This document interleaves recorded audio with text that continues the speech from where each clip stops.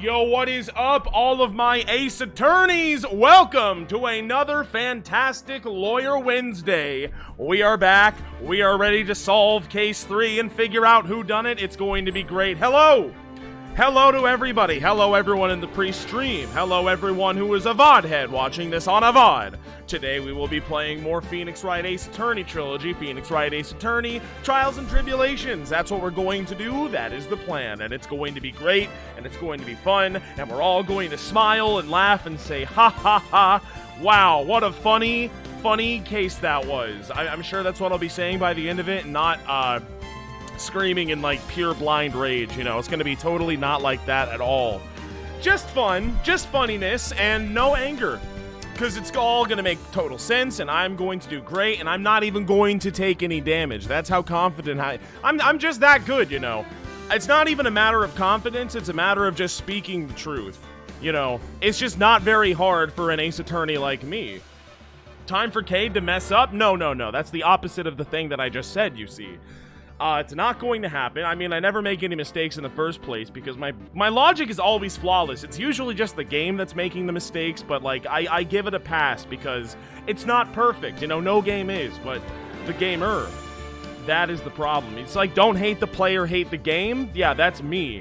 I am the player, and the game is the game, and you cannot hate me. That's the thing. No notification today? Well, that sure is unfortunate. I wish this website worked properly. Well, I can notify other people via Twitter. I have this whole little tweet thing that I typed out. Now I'm going to post on my Twitter. There it is. It's done. People can now see that on the internet and click on it if they want to watch. And now I'm going to post in my Discord community server channel that I have, and I have posted to it. So now people can even click on that and go there to see me. And I hope they do, because the whole reason I'm streaming it is so everyone can watch and we can all have fun together. Notification pog? Well, there you go. Some of the notifications are getting through. That's what I'm after. Awesome. Hi, Kate and chat. Hello to everybody. How the heck are you this fine Lawyer Wednesday? I wasn't sure if I was going to finish this today or tomorrow, but I'm on the edge of my seat. All of the information is still nice and fresh in my brain from that investigation we just did, and I want to go ahead and go through with it so I don't forget it all by tomorrow or Friday or whenever I decided to actually sit down and finish this, like I have for other cases. Because as we have seen in the past, that's kind of bad, and it makes solving the trials really hard when you don't remember the things that happened in the investigations. But I do remember the things that happened in the investigations. I remember the evidence. I remember the guys. I remember everything that happened. It's all going to be great. And I'm going to do a great job, trust me. Finally, this case will end. Yes, it is going to end. Discord.gg/WeegeeTheGod is the place to go if you do want notifications. The server is a lawless wasteland. I'm never in there. I don't care. I just post notifications. That's like all I do. Sorry if you expected otherwise. But you could hang out with like-minded individuals if you so chose, and then you could just leave and make your own Discord server once you become friends. That's what I'd do. Thoughts on Godot? Stupid. So, speaking of which, hi Adriana, how's it going? Twitter.com/yeah. Click on that link and give that a follow real quick. We need more numbers on that one. Let's boost up those numbers real quick, no problem. And we gotta start drinking so we can start playing the game. Cheers, everyone. Cheers.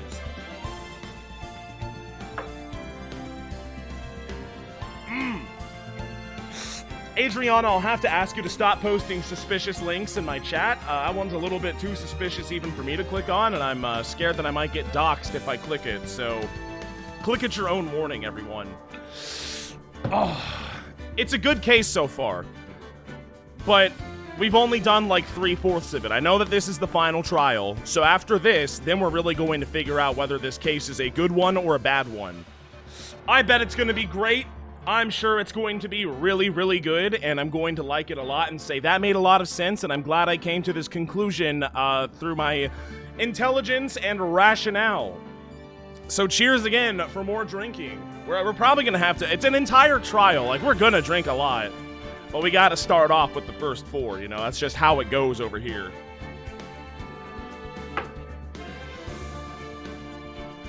It's Perjury Wednesday.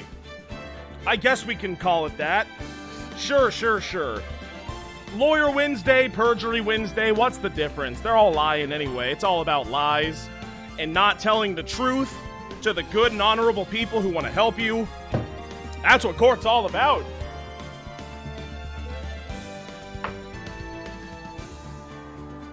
Heavy drinking is always involved. Well, heavy is it's kind of a subjective term, isn't it?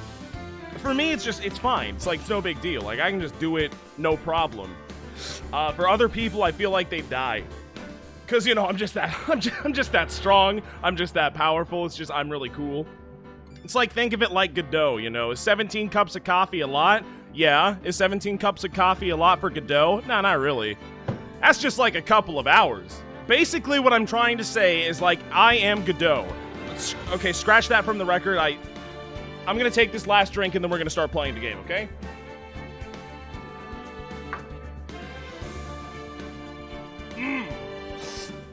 And also, I have bad news, everyone. I'm sorry to say this. It's hard to say, but it has to be said. I am currently using the Big Orange Cup and not Baby Yoda Cup, okay? I'm sorry to let you all down. I know this is very heartbreaking for a lot of you, but that's just how it has to be today, okay? The Baby Yoda Cup is dirty and it's in a cupboard. The Big Orange Cup is clean. Well, it's actually not in a cupboard. It's like in a sink trying to get washed. But this one is in a clean state, and it's on my desk. And it has water in it, and I can be a clean boy and drink clean water from it. Let me just pour a little bit more into the Big Orange Cup before we hop into it. Okay, does nobody support the Big Orange Cup? I don't understand why people hate it so bad. It's a good cup, guys, trust me. I know it's no Baby Yoda Cup, and that's the fan favorite, but that's besides the point.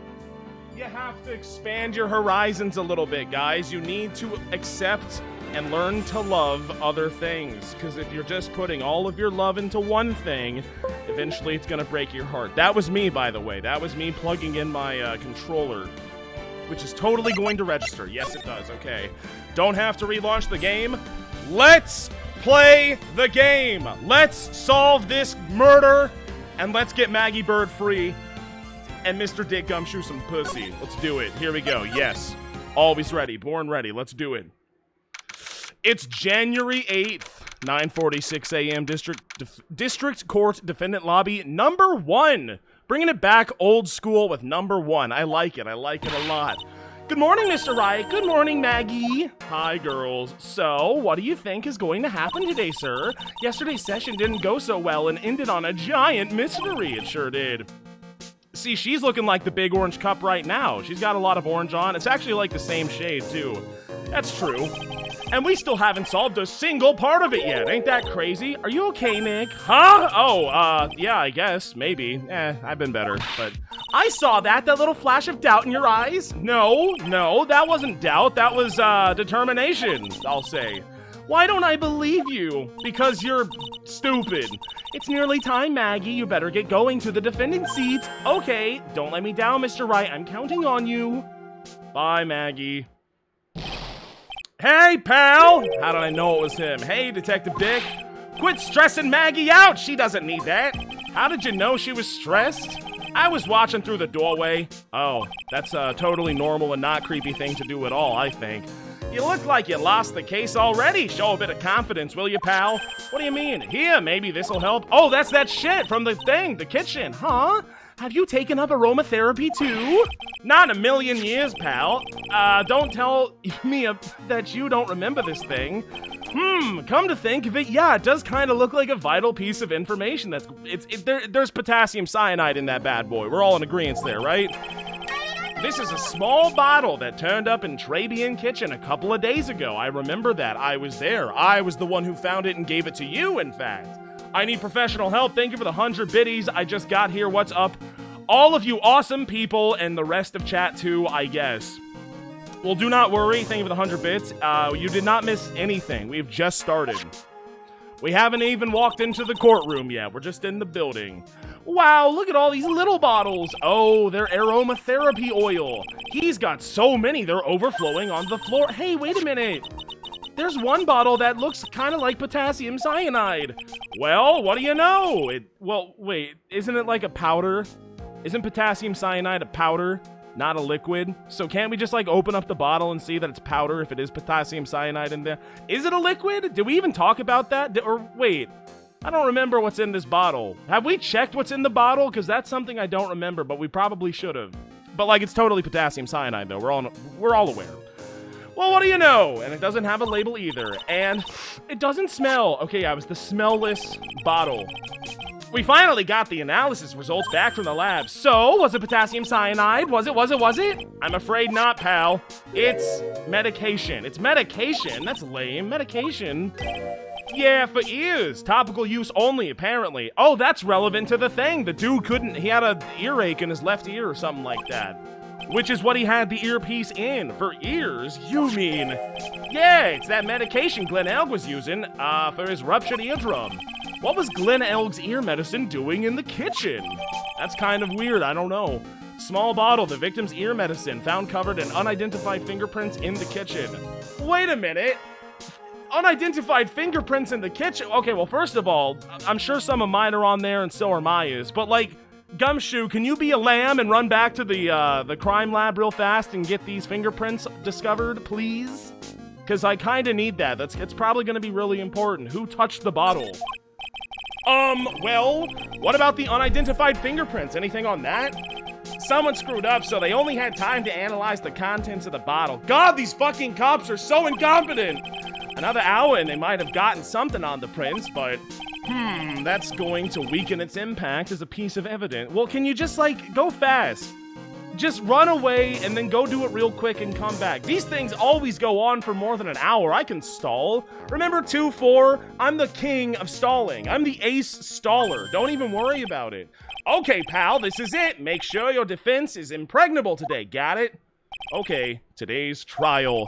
I'm gonna expose that imposter for what he's done, or my name is not Phoenix Wright, which it is last time I checked. It's time. It's January 8th, 10 a.m., District Court, courtroom number 4. And there's that son of a bitch! Court is now in session for the trial of Maggie Bird! The defense is ready, Your Honor. Yeah, there's the first one. There it is. Ready and waiting as always, Your Honor. Very good. Then we'll get underway at once. Yesterday, we heard the testimony of Mr. Victor Kudo. That is not Maggie Bird, dude. I know it's not. It ain't. He claims to have witnessed the defendant putting a powder into the victim's coffee. However, the witness's testimony was plagued with a number of problems. The mark on the rim of the cup shows that the victim drank from it with his right hand. But according to the old man's testimony, he picked it up with his left hand. That is what... Yes, Mr. Godot. Furthermore, according to the witness's account, the victim was listening to the radio with an earpiece in his left ear. Yet the victim's left eardrum was ruptured, which made him effectively deaf in that ear. It's amazing how many contradictions a single case can have, huh, Nick? They all have, if not this many more. However, that old man was a thorn in my side, to be sure. Put his ass back up on the stand. I got more questions for him. Ha! Allow me to enlighten you, Your Honor. The world, you see, keeps turning, and we must turn with it. I don't know what that means, Mr. Godot. Don't let the mysteries of yesterday mystify you today. Only losers think like that. You've got to change with the times. That's one of my rules. Are you implying that you've resolved these contradictions? You know the answers to these riddles? I hope not. The old guy wasn't just throwing seed in here. He was throwing us off the scent. He's throwing all sorts of stuff in here, and today I'll prove it. Yeah, we'll see about that. Very well, let the first go. Is it Oldman? That's not Oldman. God, I wish it was Oldman. And you are... Oh, bonjour, everybody. I am Jean Armstrong, the owner and head chef of La Trebian Restaurant. Enchanté. Dead silence. Completely dead silent. You know what? Jesus Christ. Every time this dude enters a courtroom and you have to cross-examine him, that's a drink, okay? Because, oh boy, it is a lot to take in. Banger song, though. I still can't shake the feeling that this sounds like some type of weird Pokemon song. Okay, let's just take that drink. Let's just go ahead and do it. I'm sorry, I'm just kind of, like, dreading the fact that I have to talk to this person anymore. Sergeant Guy, thank you very much for the Tier 1 subscription, saying...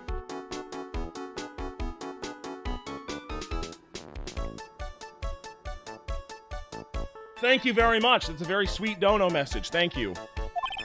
Forgive me for asking, witness, but are you a... Oh la la, monsieur. As you can see, I am leopard and perky gentleman, no? Wait, are you a boy or a girl? I don't know. On the day of the incident, you were in Trabian's kitchen. Isn't that right? Who is you, monsieur? What? Huh? What is Godot doing in the kitchen with Armstrong? What is he doing?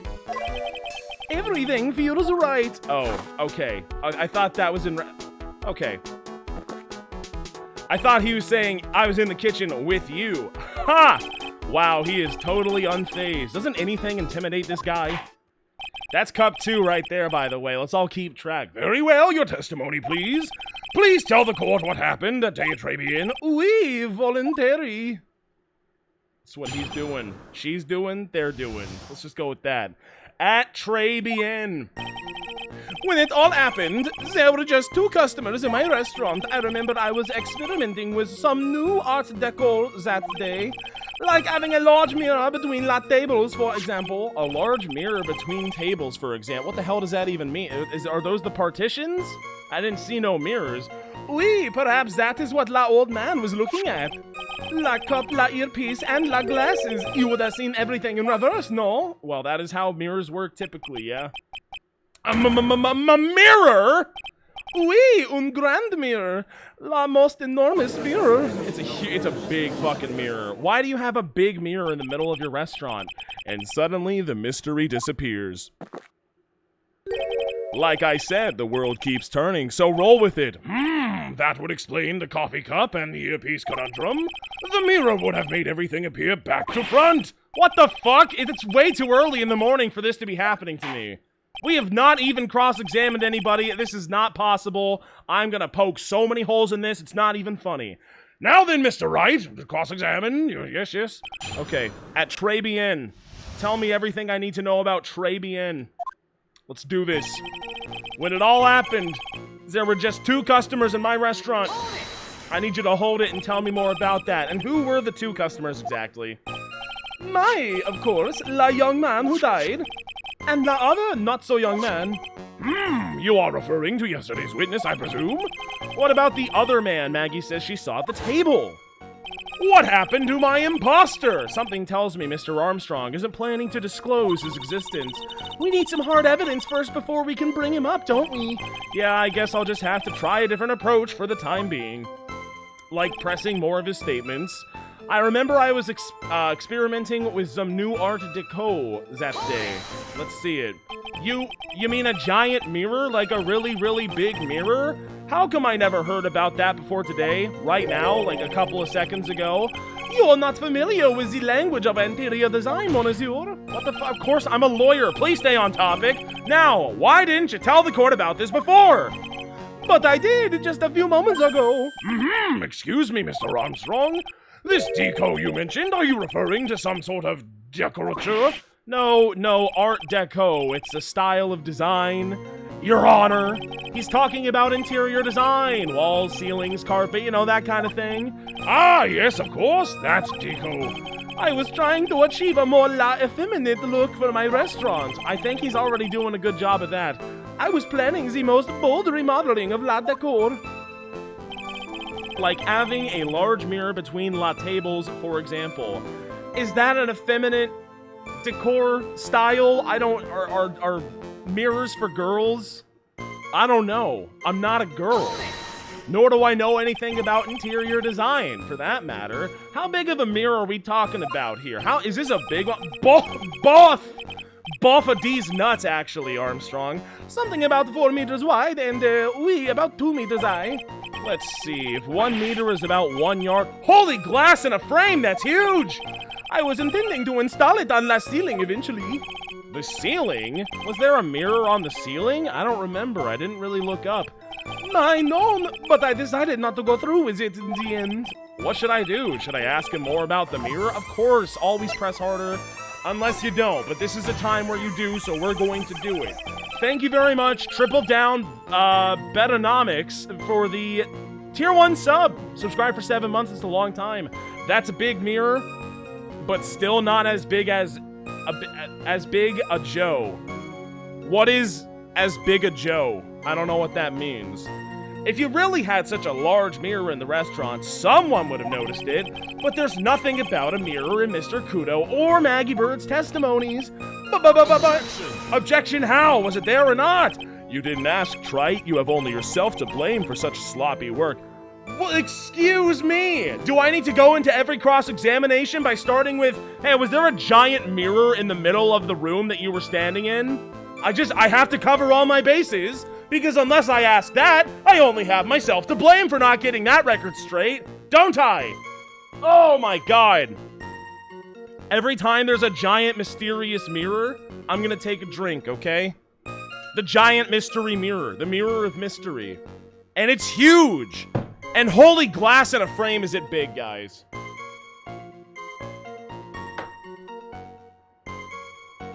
Of course, this is something that Godot knew about the whole time because he's always walking around talking about mirrors. Like, the guy's just obsessed with, if we know he's obsessed with anything, it's mirrors. He just loves them. What? A mirror was delivered to Trebien on the day before the incident. Really? As Mr. Armstrong testified, he was carrying out some design changes, and as it turned out, he didn't actually use the mirror in the end. This just doesn't add up. Even if a mirror was delivered to Trebien, it doesn't prove that it was in the restaurant on the day of the crime. Ha! If you want to doubt someone, Trite, look in the mirror! Oh, got him! I'm sure the person looking back at you will be dubious enough. I already have a doppelganger. I don't need any more. I'm not suspicious. I am not suspicious, Godot. You just shut your mouth, okay? Toast some toast! So the witness yesterday had seen the victim reflected in a mirror. That's kind of weird. Perhaps that is what the old man was looking at. Maybe. I don't know. Normally, I'd expect people to know the difference between a reflection and a real object. Then again, if it's Mr. Kudo we're talking about, then maybe not. Probably not. What? Normally? How does normality come into this? That's lame, Trite, even for you. What the hell are you talking about? What? Are you trying to say that if something isn't normal, it isn't possible? Is that it? Where does that leave the porky-headed lawyer and the top-knot chick over there? And the ungodly cool guy with the mask over here? Well, Trite? God, why do people like this guy? I don't get it. What? Ack! Not the hair! I do not have a top knot! Mr. Godot is correct, he's very cool. A lack of normality is no basis for discounting an argument. Bitch! That's like half of what we do! We are constantly talking about how if something's not normal, then it doesn't add up. Are you kidding me? Of course it does! It's at least reason to question it further. Bien, logic as one la day. That's great. That's just great. This guy, his coffee, his ungodly cool demeanor, and his stupid toaster face. Oh, I just want to punch him right in the stupid toaster face so bad. I don't like this dude. And he's making fun of me, and he's making fun of Maya. What kind of cool guy would make fun of Maya? No one who's cool would ever do that. Not even a single time as a joke. It's just, there are some things you don't joke about, okay? And that's one of them. You leave Maya out of this. Stupid.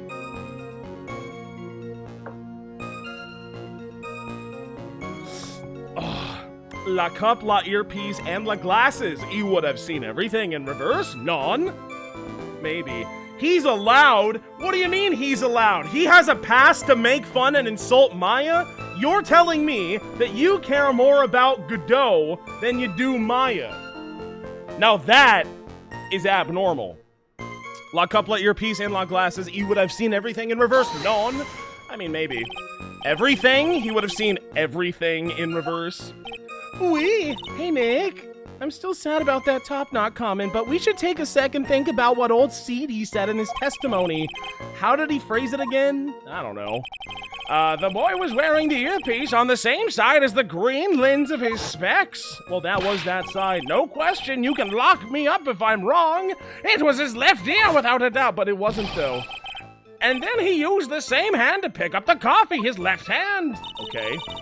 If he saw everything he had described reflected in a mirror, then everything he said he saw on the left was actually on the right, huh? Oh my god, this is not doing my dyslexia any favors right now. I already hate this case, and I hate this trial. And I hate Phoenix Wright! I'd punch him in the face too! That's a joke, guys. It's a little bit of I'd punch Phoenix Wright in the face joke, okay? And that clears up all the problems with his testimony, I guess? Or does it, though? Ha! It's kind of hard to believe everything's the fault of a mirror, but I've heard stupider things. Do you think old CD saw everything through a reflection? Well, if he did, it would explain all the contradictions in his testimony. But that just makes the situation worse for Maggie. There's gotta be something in that old man's testimony. We've just gotta dig deeper. We'll see. When it all happened, there... Oh, this is just a repeat now. When it all happens, there were just 2 customers in my restaurant. Okay, so there's a giant mirror. Don't I have the floor plans of the building? Can I not take a closer look right here? There we go. So there's a giant mirror, for some reason, in the middle of the fucking room, which I don't really understand how anyone could think that's good interior design. I mean, as someone who doesn't know much about interior design, I wouldn't really know, but it just seems kind of confused. Like, what is this, a restaurant or like a hall of mirrors? You know, it just doesn't make any sense. So, I remember there was experiment with some art. Okay, something, a large mirror. And we can't rule out that the mirror was there, even though it's just stupid and abnormal. You know, we don't know whether or not it was actually there. Perhaps that is what la old man was looking at. La cup, la earpiece, and la glasses. You would have seen everything in reverse. Non. Yeah, well, you know, it's kind of hard to believe everything's the fault of a mirror, but... if he did, he would explain all the contradictions in his testimony. But that just makes the situation worse for Maggie. There's gotta be something in that old man's testimony. We've just gotta dig deeper. Okay. So how do we dig deeper? Where even were they sitting? I want to look at this one more time. I wish it marked. So, obviously the X is where the guy died. But, in that case... So, old man was sitting, like, bottom right. Of the 8 chairs here, he was bottom right, like, close to the entrance to the right side, okay? If he was there, and he's looking at him, but it's actually a mirror, and that's a reflection, which means it's actually on the right side, well, then doesn't that raise a lot more questions? Because if he's so insistent that it's all taking place on the left side, but it was actually the right side, well, I mean, then, if he's facing the right, then how would he see it? Does that make sense? Am I smart, or am I getting this totally wrong? Am I mixing up my lefts and rights again because I have the intelligence of a preschool boy? Let's see. What do I have from his testimony that's going to corroborate my story? It's not Glenn's calendar. There's the paper badge. There it is. There's that fantastic little funny badge. MC Bomber. Millionaire Radio Flyer. This is relevant. Yo, I am kind of hungry, though. Could I have, like, a little bit of a snack in the middle of trial, Judge? I'll eat silently while I think about this. Hang on. What's that thing that the game just told me? One more time. It's kind of hard to believe everything is the fault of a mirror, but... Do you think old CD saw everything through a reflection? If he did, it would explain all the contradictions in his testimony. But that just makes the situation worse for Maggie, so it's not true. So operate under the assumption that that is not true. There's gotta be something in that old man's testimony. We've gotta dig deeper. We have to dig deeper. We have got to dig deeper. It all happened there. We're just 2 customers in my restaurant. I remember I was experimenting with some new art deco that day. Like having a giant mirror, which we're just going to assume is true. But that would make my client look bad, so it's not true, actually. So I'm going to try to find out why that's not true. So maybe I do something about that. Perhaps that is what la old man was looking at. Maybe... What does his profile say? Does it have anything useful in here? It's good to look at the evidence, you know? Wasn't Trabian at the time of the incident called the police by payphone? Oh, that's true. I haven't looked at, like, any of this in a while. There's our mystery man. That's on his left side. I see it. The victim was a programmer, wore an HMD over left eye. Left eardrum was ruptured. Yeah? Well, okay, but that's... I still have a lot of questions. It's the lefts and the rights, but if he's on the left... relative to where you enter the building from, then wouldn't the bright... Does that make sense? How would you see it if there's a giant mirror? How do you see it in the first place? And why would you think it's the left side? Jean Armstrong. It's Jean Armstrong. I know, guys, but like Travian's owner and chef has a large debt and prior convictions. He sure does.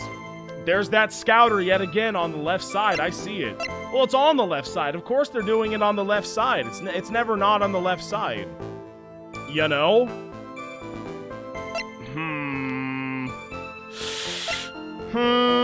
There's Bruto. I always read that and I think Boruto every single time. So, perhaps that is what la old man was looking at. La cup, la earpiece, and la glasses. He would have seen everything in reverse, non? Wait, glasses? What is glasses? Does he have glasses? What do you mean, the spectacle? Oh, I mean, yeah, it's the spectacles, right? But then again, what is the earpiece exactly? He's not wearing a fucking earpiece.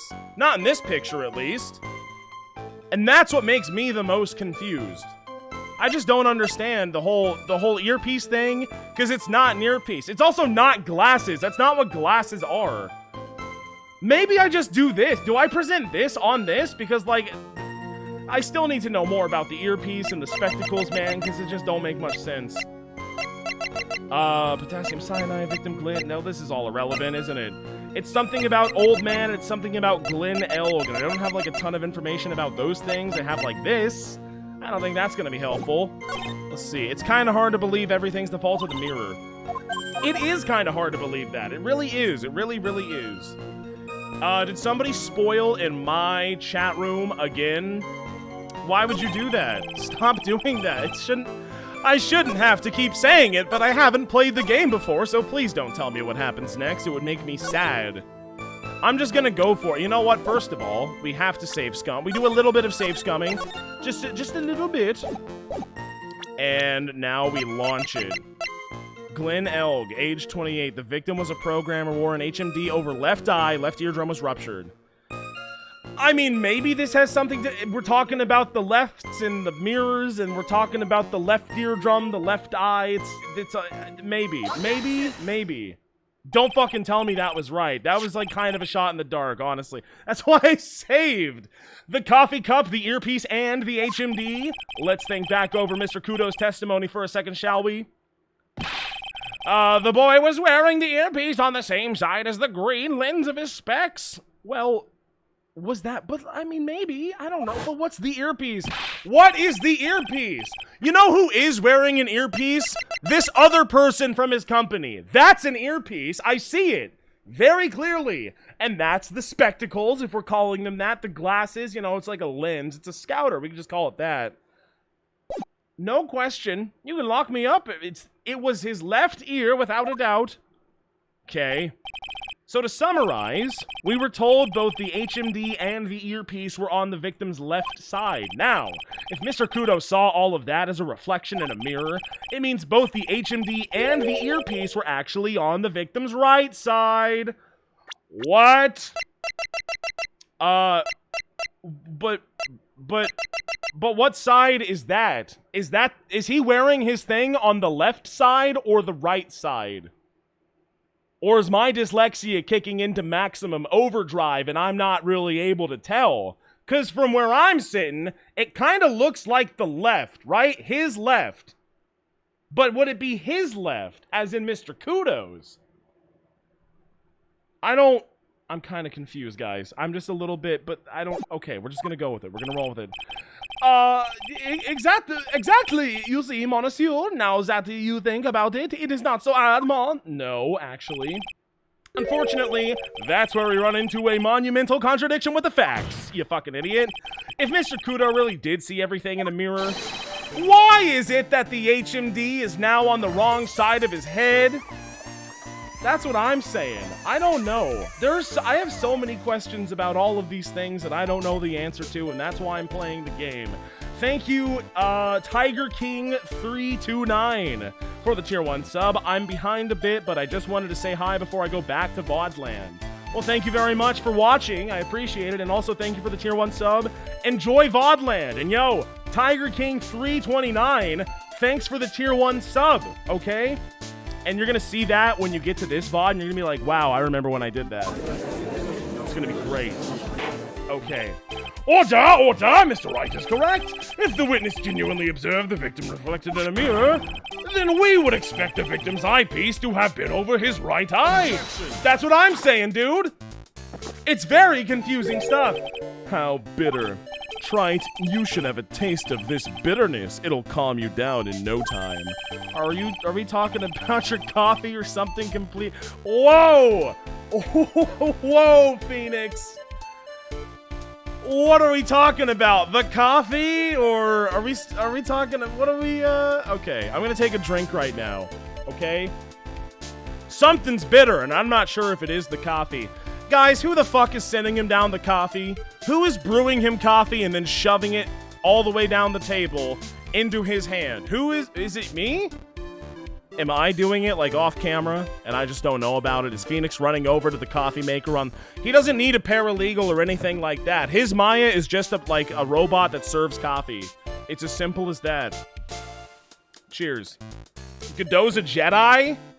Oh, shit. Well, he does kind of have on, like, the Jedi training headset, though. So he can, like, deflect the laser beams when he's, blind. Maybe that's why he wears it. Who knows? Who knows? Gumshoe would not help this asshole. We know that much. So it's totally not him.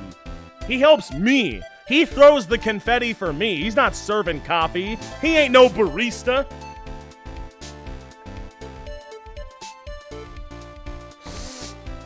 Okay, so... what are we talking about? Coffee, or you don't understand the way the witness thinks? No, I don't. I don't have dementia. How he thinks? You remember this, I presume. What is that? The I broke the vase sorry apology? Oh, yeah, I do remember that. I mean, Mr. Kudo's sworn testimony. Exactly. The old man has one very grievous habit other than throwing seeds. The more of an impression something makes, the more muddled his mind makes it. I don't know what that's like at all. And what's the most striking thing about Mr. Elg? His scouter? Clearly, it's the victim's eyepiece. And that's my point. The old man strikes again. Mr. Elg's HMD made a big impression on the old man. Coffee. Is that 3 or 4? I've lost track already. I saw the earpiece and those newfangled spectacles he was wearing. Oh yes, they were both on his left ear. Do you hear? His left ear. Okay. Ha! Well, Trite. Oh, that's the worst but best impression of Kudo ever. Wow, I really thought he was old seedy for a minute there. Kudo's awesome. Shut up, Maya. Enough! I must agree that yesterday's witness was irresponsibly rash in much of his testimony. Bad luck, Nick. Looks like the boil of a contradiction you found is just a rash. Okay, shut up, Maya. I say again. A mirror can't be beaten by a handful of seeds, nor can it lie. But what if you throw the seeds hard enough to where the mirror breaks, though? Have we considered that? So actually... Godot, wrong again. That's, I would say, objection if I could, but I can't. Thank you, Paris, for the 100 bits. Of course, black coffee, the dark side of the force, it connects. Oh, shit, that's a good point, actually. That's a really good point. So, what exactly was the old man looking at? Fill us in, Mr. Armstrong. Go on, tell the court. We're all ears. Left and right. Oui, I can explain. Please, if you will look at la plans of la restaurant... La Plans of La Restaurant, I do have that in my handy-dandy notebook. The mirror! Hello, is everyone sitting comfortably? It doesn't matter, just get on with it. La mirror, why would you put that there? That's a fucking health hazard! It's just gonna fall over and make everyone real confused.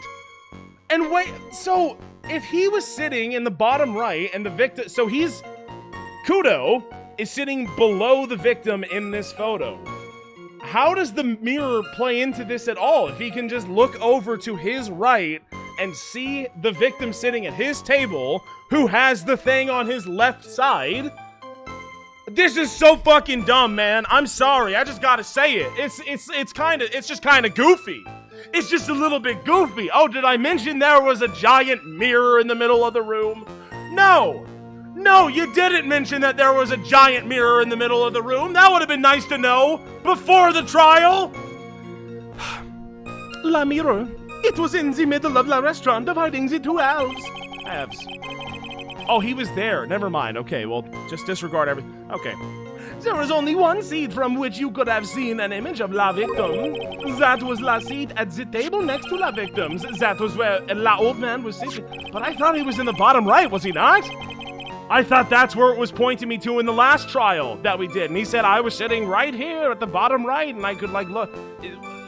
Yeah, it's okay. No, it's sometimes I do a little forgetting. It's fine. I've been trolling you this whole time. I knew this.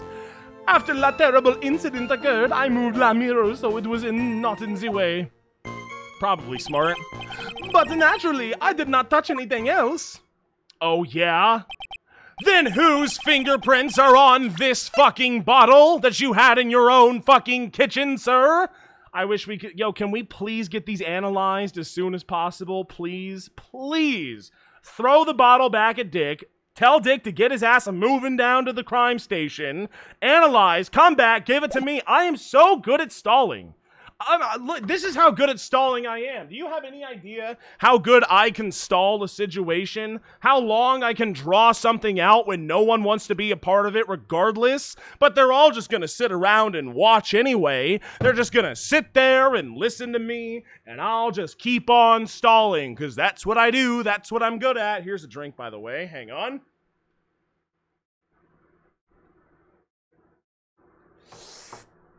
Case in point, let's move on. I see no problems with the explanation we have just heard. From the table next to the victims, Mr. Kudo could have seen the victim in the mirror. What a naughty little... Coquet? I don't know. I am confusing all the men like this. Okay, let's calm down. Don't worry about it. Who cares? We can keep up, except for the guy breaking out in a cold sweat over there again. I hate that fucking guy! You said you didn't touch anything else apart from the mirror. Are you quite sure about that? Yes, of course. That's what he said. Exactly. Quote me on that.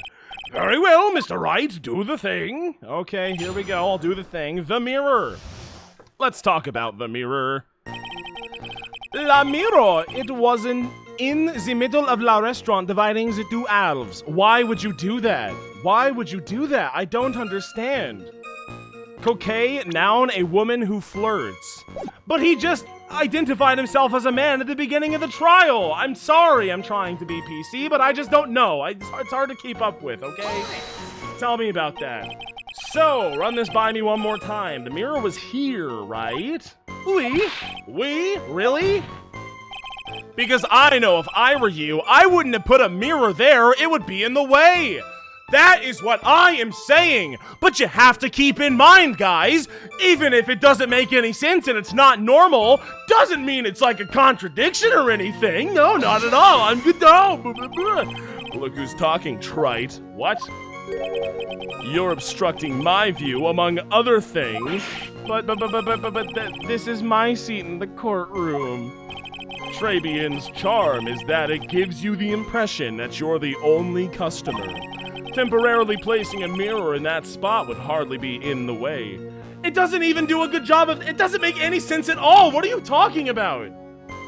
First of all, the mirror's not covering up both halves of the seat, so you're failing there. If I'm sitting on the outside and someone else is sitting on the outside, and I look to my left or right, respectively, I'm gonna see someone else sitting at another table. Second of all, it's a fucking mirror! I can just look at the mirror and see who's on the other side! That doesn't make any sense! Unlike you, trite. I tell you, monsieur, la mirror was there in the middle of la restaurant. That's great. There was only one seat from which you could have seen an image of la victim. If you say so. Thank you, Paris, for the 100 biddies. I figured it out. Armstrong is gender fluid. I suppose, maybe, I guess, we'll just go with that for the time being, and keep everyone updated as the events unfold. And where would that be? Ooh la la, look how you lean towards me. Stop. I always attract the younger boys. Maybe I should keep you in suspense a little longer. Okay. Mr. Armstrong, stop immediately. Tell the court what you know at once. I attract the older ones too, you know. Handsome, shall I tease you too? I fucking hate Armstrong, man. We gotta take a drink for this one. This is the most 2004 Japan anime writing I've ever seen in my whole damn life, and I played Persona 4. Which was, you know, written after 2004, but you get the point. But you know what I'm talking about, okay? Cheers, everyone. Cheers.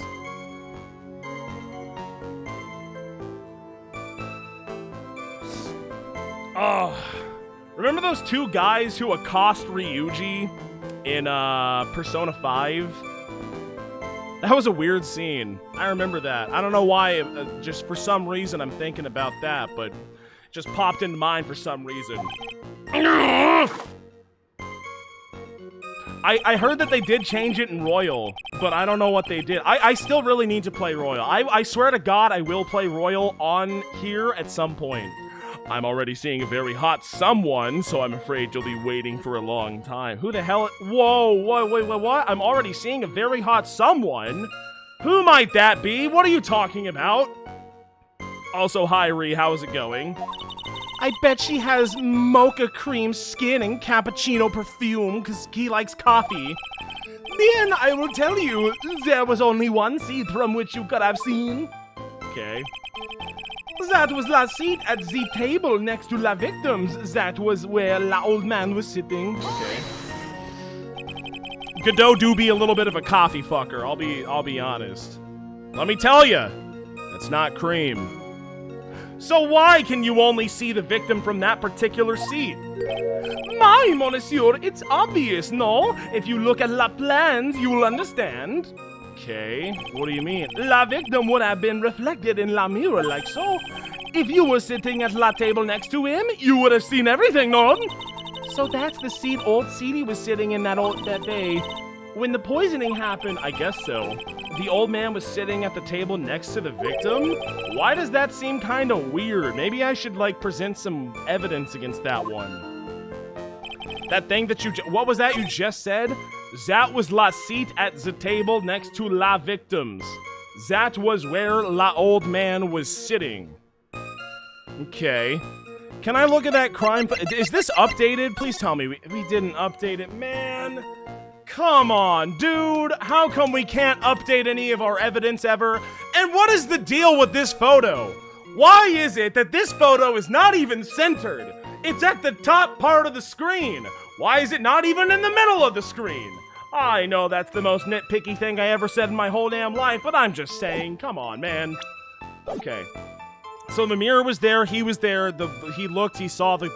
Okay, like, we're just gonna keep it in our mind. And this is something that we need to present evidence against, because he basically looked in the camera and said, hey, this one, it's suspicious. That was la seat at the table next to la victim. That was where la old man was sitting. Got it. After la terrible incident occurred, I moved la mirror so it was not in the way. Okay. Did you move the mirror while Mr. Kudo was off calling the police? Oui, yes. I carried it out of la restaurant then. So you moved a huge mirror like that all by yourself? Well, I mean, got muscles. You see those muscles? Pretty strong. What can I say? I know how to pick things up, handsome. Okay, I'm gonna need you to stop.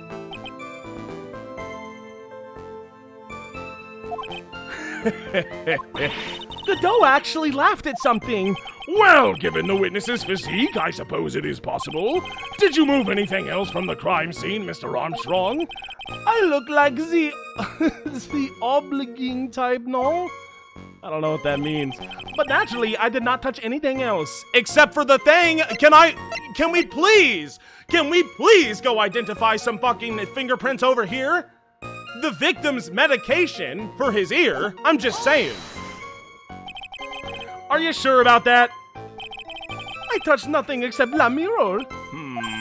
Mr. Wright, is there something the witness has said that doesn't match the crime scene? Yeah, there is. I just can't put my finger on what. Ha! Suffering from a case of heartburn, trite. That'll be you, Mr. Coffee. Oh, I have... He's shilling in the goddamn courtroom. I do not want your aromatherapy oil. I don't want it. I have just the thing for that, an oil with golden myrrh and frankincense. Add a few drops to your coffee and voila, enjoy. Yeah, you be the one to test that, Godot, okay? Focus, Phoenix. Breathe. I need to ignore those two and just find some evidence. It is pretty weird, though, isn't it? I mean, nobody mentioned anything about a really large mirror. You'd think someone would have, but Maggie didn't, and neither did old CD. It is very weird, isn't it? Then the only logical explanation is that there was no mirror inside Trabian that day. Now I've just got to prove it somehow. How am I going to do it? Okay, well, which one was it? It was this one. It like actually looked me in the eye and said, "This is a suspicious statement. Do something about it." So what do I do about it? Do I have... Okay, so we're talking about the mirror. What's going on with the mirror? I mean, Trabian floor plan, but it's not even updated, though, so, like, I don't really know. I kind of just want to, like, straight up present this one and say, like, can you please add this to the photo that I have? So we're all on the same page? Glenn's autopsy report, died of potassium cyanide poison. That doesn't really help me. Crime photo. Oh, hello. Wait a minute. A photo of the scene taken from near the kitchen. There's no mirror.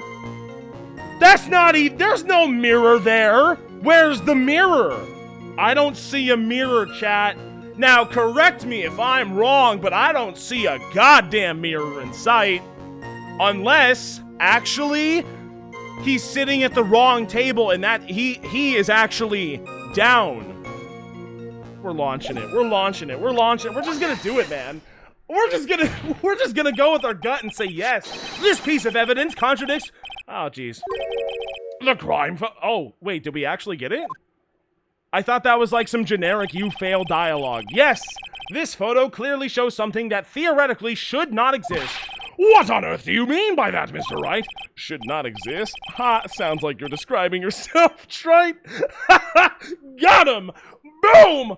Fuck you, Mr. Trite! Fuck you! Now then, if the defense would please clarify its statement. Oh boy. What is the something that should not exist in the photo? Well, you know, the whole mirror thing, like, right, like we can see the but if okay, so assuming the mirror is there, then he can see the thing. But we can see the guy. But where's the ear? I mean, shouldn't the earpiece be, like, at least a little bit visible? Maybe? Probably not. I'm just gonna click on the body and see what happens, and we're just doing great. It's something about the body. We already know that. Take that. This is what should not be in the picture. Ah, shit, I'm afraid you've lost some health, my boy. Arm. Ha! I suppose it's up to me to clarify the defense's claim. Slam. This something that shouldn't exist is clearly... Hold on. Wait a minute. Wait, I've changed my mind, Your Honor. The last thing I need right now is a scalding hot coffee shower. That would be bad. Very well. Gather your thoughts, Mr. Wright. In the meantime, the witness will repeat the... What the fuck did I do wrong? Wait, what? So it's not the mirror? Well, all right. I'm obviously on the right track if I got the option to do like a spot selection type beat. Like a Danganronpa, what's wrong with the picture type beat. Is that was yeah. Next to the victim, where the old man was sitting. Okay. Can I read that one more time, Maya? I just need one. No, I skipped it all. I'm sorry. I really wish you could bring up the dialogue tree and like just read through the log. I mean, not the dialogue tree. What am I talking about? It is pretty strange, though, ain't it? I mean, nobody mentioned anything about a really large mirror. You'd think someone would have, but Maggie didn't, neither did old CD. Then the only logical explanation is that there was no mirror inside Trabian that day. That's what I thought that I was trying to prove by pointing at the dead body from the photo, but I guess not. Oh, yo, what's up, hacker? How's it going? Hey, Kate, I have a joke for you. Oh boy, let's hear it. What do you call a heroic tale of a French woman making delicious pasta dinner? La Saga. I'm just gonna take a drink right. Got him? Yeah, you got me. I have been gotten, what can I say? That was a pretty good one. I would be lying if I said I was not smiling right now, because it is the truth. So cheers to that one. Cheers to La Saga. Because it's funny. French people. When will they learn? Cheers. Cheers, everybody. Guys, don't worry. I can make that joke. I'm part French. Don't even worry about it. It's okay. It's totally fine. The snails, the frogs, the baguettes, it's all going in my tummy. I do it. I am the one. I do it all the time. Well, not all the time. It's kind of weird to do it all the time. But you know what I mean. There was no mirror inside Travian that day, okay? Now I've just got to prove it somehow. So, Mr. Kudo was lying about the picture. What about this picture is suspicious and weird? Let's go to it one more time.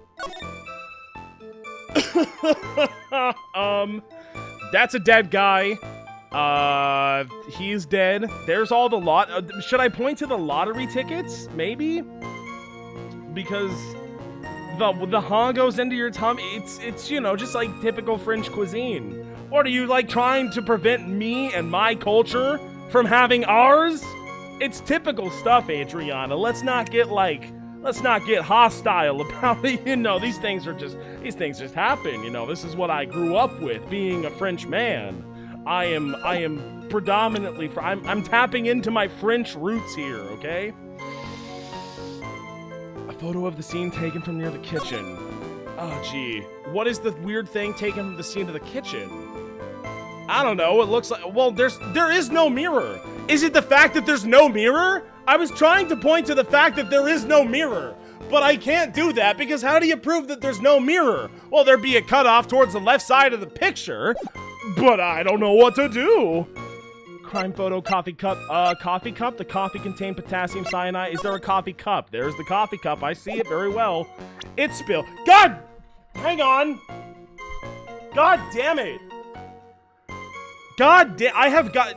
Chat, remind me to buy spider traps. I got another spider crawling up my leg. And thankfully, it didn't bite me. Oh my god, it's disgusting. I have to wipe my hand off from spider gut. I'm so sorry. That makes me mad. That makes me angrier than you, trust me. Okay. Victim's lottery ticket. That was important. Was the ticket taken? Did they take the ticket? Yeah, try... if you ever move to Stillwell, Kansas, good luck. Buy some fucking spider traps. I highly, highly, highly recommend them. And like fly traps and like mosquito traps and just like, you know, cicada trap. Oh my god, they're so annoying. Fuck cicadas, man. I hate those guys. I hate bugs. Bugs suck. If you like bugs, if your name is actually Gonta, you're just wrong, man. They're dumb. I don't like them. I don't want them. I don't need them. Deadly powdery poison the victim got. There's the bag of the thing, but it had the thing of the thing. December 3rd, the day of the incident. Well, that's not relevant, is it? Lynn's autopsy. Do I have anything that could be helpful? Sports paper. Did you have the sports paper out? Is that by chance what I'm looking for here? Well, there's no sports paper. Should I click on where the sports paper should be? I don't know about that. Magazine clipping, job listing, lunch special. Well, no, we didn't order the lunch special. It was just a copy. John's own contract, Victor's testimony when the incident occurred. Oh! Oh! Wait a minute. When the incident occurred, I broke the vase at my seat. I'm sorry. Is that relevant to this? Because I see a lot of vases that are completely intact. But wasn't the other one standing tall and proud when I went to investigate that one time? But wait a minute, that means I broke the thing at my seat, I'm sorry. So, would that mean this is a reflection? So if there is a mirror here, okay, no, the synapses are firing, okay? My brain is going into overdrive. If this is a mirror that we are looking at right here, and we are assuming that this entire thing is mirrored, then the image on the left, that vase should be broken. The vase that the victim is sitting at should not be broken, but the vase that he's sitting at on the opposite side, not that, you know, not that chair, obviously, that should be broken, okay? So we have to point at that thing, like that is the inconsistency. That proves that there is no mirror here. I feel like there's a lot of other reasons to prove that there isn't a fucking mirror there. I'm just saying, but we're gonna go with that one. We're gonna go with that and we're gonna see what happens. Now, where's that thing that I just presented? La Mirror, it was in, yeah, crime photo. Okay, do the thing. I disagree, Your Honor. Wait, what? Wait, huh? What did I do wrong? What was the thing that, wait, what did I present? What did I present against? La mirror, it was in... Oh, man, this isn't the thing that I wanted to do. Oh, that's such a misplay. I'm so sorry. That honestly was not even... I wish I could make this up, but it wasn't intentional. I'm sorry. That's my bad. There is only one seat from which you could have done the thing. This is the one. That was the last seat at the table next to the victim. That is where the old man was sitting. But that's not true, though, because of the flower vase, I am going to claim. I'm sorry. I do a little bit of mistakes. A photo, the scene taken from near the kitchen. Well, also, on top... Well, if it's near the kitchen, then, yeah, that would mean that he's bottom... Can I look at the floor plan one more time? Near the kitchen. Well, the closest position to the kitchen would be top left. Or wait, is top left and bottom left equidistant from the kitchen? Maybe. They're close enough. So, if we're assuming that either top left or bottom left... He's top left, right? Well, that would mean that he's looking down and around, like the presentation that was just shown. I really, really wish that this photo would get updated with all of this new information that we're receiving. That'd be pretty helpful. But if he is top left and he's looking at the thing, then yeah, that vase that he said that he broke, shouldn't that be broken? And why did he take a photo in the first place? I don't even understand what's going on about that, you know? Or is it bottom? It wasn't bottom left, no, because then we'd be seeing like up into the bottom right. If there's a mirror, but was it bottom right actually, and he's just like telling a fib? But it was bottom left because there was no mirror. It was bottom left, so he is bottom left. And that means the thing on the top left wasn't broken? There are so many things happening right now, I don't even know. Trabian floor plan, no, not that one. The crime photos, that was, yes, this is the thing that we have to do. This is what we are doing right now. I'll point, now that I have the marker. It's going to become much easier. Check this out. Actually, it's not. This is the wrong photo. So he is actually sitting bottom left because there is no mirror, but he sees that this is intact. But if he's saying that this is intact, and that means that the one on the bottom left was actually broken, not this one, because he wasn't sitting at the top left. He was bottom left. Am I making any sense? Probably not. I'm gonna click on this. Take that! Oh no, I got it wrong. What did I do wrong? Oh wait, no I didn't. What possible connection does that have with the witness? Oh, I do know. I'm telling you that there should have been no vase on this table because it very clearly contradicts with this Oh, there it is. Oh my god, thank you. When the incident occurred, I broke the vase at my seat. I'm sorry. That one, that's the one. I gotta stop being so down on myself. You know, I think that I'm just setting myself up for failure every time, and it's just not true because I'm smart and I get it right every time, actually. There is one thing that was clearly demonstrated by yesterday's testimony. Mr. Kudo broke the vase that was on the table where he was sitting. And yet, as the court can see, there is an unbroken vase on the table next to the victim. Why? Because Mr. Kudo was not, in fact, sitting at the table next to the victim at all! You better slam it. Don't be an idiot, Trike. That's impossible. That seat's the only one Kudo could have seen the victim's reflection from. But there was no mirror, you idiot. Exactly. Yes, there's only one conclusion we can draw from this contradiction. There was no mirror in Trabian that day. Your testimony, Mr. Armstrong, is an elaborate lie. Mon Dieu. Do object all you want, buddy. You're not gonna drink your coffee out of this one. Don't try to confuse the court, Trite. Obviously, the witness cleaned up the vase while the police were taking their time getting to the crime scene. No, that doesn't make sense either. Unfortunately, Mr. Godot, that doesn't quite work for me. Mr. Armstrong already testified to the contrary in his own words. Quote, I did not touch anything else, unquote, except the mirror. Well, witness, what do you have to say for yourself? I was right. There was no mirror in that restaurant that day. In light of this revelation, we return back to the original problem.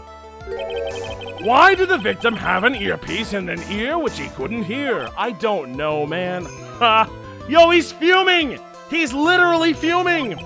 You only get one shot in life. Do not miss your chance to blow, Mr. Trite. There's no turning back. If you want to claim that the mirror wasn't there, trite, then this problem is all yours. How do you explain what the old man saw? If I can answer this, then I'll be that much closer to the truth. I can feel it. Are you going to be okay? Can't you really solve this contradiction, Nick? No, I can't, Maya! Summon Mia now! Quickly! There's more than just this one contradiction, Maya. What do you mean? I don't know. Just help me. Remember what Maggie told us? There was another dude at the victim's table. And there was a sample CD on the victim's table. It all flies in the face of Mr. Kudo's testimony. He was full of it. And I think I know the reason why nothing in this case is adding up. There's so much stuff in this case that's not adding up. It's crazy. Well, Mr. Wright, let's hear your answer. Yes, Your Honor. Hear this. The reason behind all the contradictions in Mr. Kudo's testimony is simple. Mr. Kudo made a mistake. I don't think that's... After all the times we've cross-examined this asshole, no, we're not going to pick that one. The ear doctor made a mistake. No, I don't think that's true either. So, by process of elimination, even though I haven't even read this one, the victim was a phony. Shit, is that right? The victim was a phony? What do you mean the victim was a phony? What does that even mean? The victim was a phony? How could the victim be a phony? Did you find him or not? But it's not this, and it's not this, but it has to be this? Oh my god. How many imposters are there? Are there any other imposters I should know about? Probably. The victim was a phony, Your Honor. Or so I have decided, at least.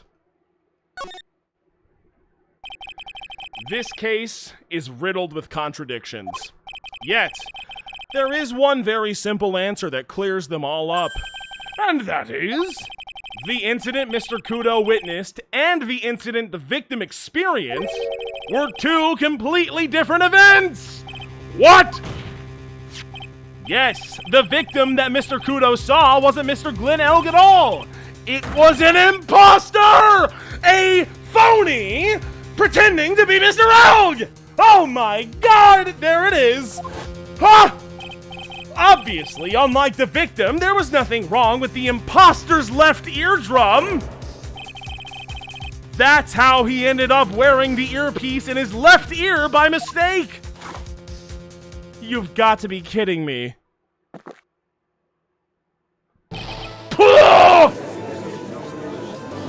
And that's that. Order! Order! Order in the court! Settle down or I'll clear the courtroom! Quiet, old man. Why don't you clear out of here, huh? Fuck you. I'm antagonizing the judge. This will not get me thrown in contempt. How many drinks? I'm gonna do like 2 drinks for that one. He's an imposter. We have called him the imposter. But who was imposter? But who? Actually, but who was imposter? It wasn't you, it wasn't you, it wasn't you, was it you? There's no way it was you, that doesn't make sense. Was it you? No. Was it you? No. Was it you? I don't think you could pull off Mr. Glenn Elg's figure. Was it you? Why? You're like a weird robot person. Was it you? That thing about pulling off Mr. Glenn Elg's figure, you know? Was it? Oh my god, it was Furio Tigre. It was Furio Tigre. He is Furio Tigre is actually an imposter, isn't he? There is only one answer, and it's Furio Tigre. Because nobody else in my evidence right now makes any sense at all! So it had to... Red is literally sus! Red is the imposter. I can't believe it. I can't believe this! Red is imposter. Youngest moment. Yeah, kinda. Holy moly. Guacamole. It's gonna be... Like, he did it, right? So he's like the orchestrator of all of this. Something, something, I hit the girl. Something, something, the girl had a, like, famous father. And he's like the crime syndicate lord. Something, something, I owed like $1 gazillion. Something, something, I stole a ticket. Something along those lines. I'm gonna take like 3 drinks right now. Let's just go ahead and do that real fast. Let's go ahead and okay, now that we know this, it's him. So he is the imposter among us, literally. And I'm not even joking. It's not even a bad joke. It's actually happening. Sports paper, magazine clipping, job listing, lunch special, scooter. Well, written by my phony, the imposter, the wheel guard is all smashed up. Jean's loan contract, Jean's debt is $500,000, which coincidentally enough was the amount that the ticket, that the ticket won, right? The owner of the loan is Tender Lender, who is owned by my imposter. Victor's testimony when the incident occurred, I broke the thing. Travian floor plan, yada yada yada. Glenn's autopsy, died from potassium cyanide, we know. Coffee cup victim's lottery ticket, a winning ticket for $500,000 found during a body search of Maggie. Worn by quote-unquote Maggie at the time of the incident, has a small pocket but big stains. So it's not Maggie, it's that other girl. It's that girl who's the daughter of the mafia boss, or the granddaughter of the mafia boss. Potassium cyanide. I think we all know what potassium cyanide is by this point, do we not? Victim's prescription bag. The victim got this from the doctor before going to Travian. The bag is empty because it was in the little bottle. And why was it in the little bottle? So where is the little bottle? That was the thing that he brought. The victim's ear medicine found covered in unidentified fingerprints in the kitchen. Who the hell was... I mean, there's only like one person that could have been in the kitchen. That was Mr. Armstrong, was it not?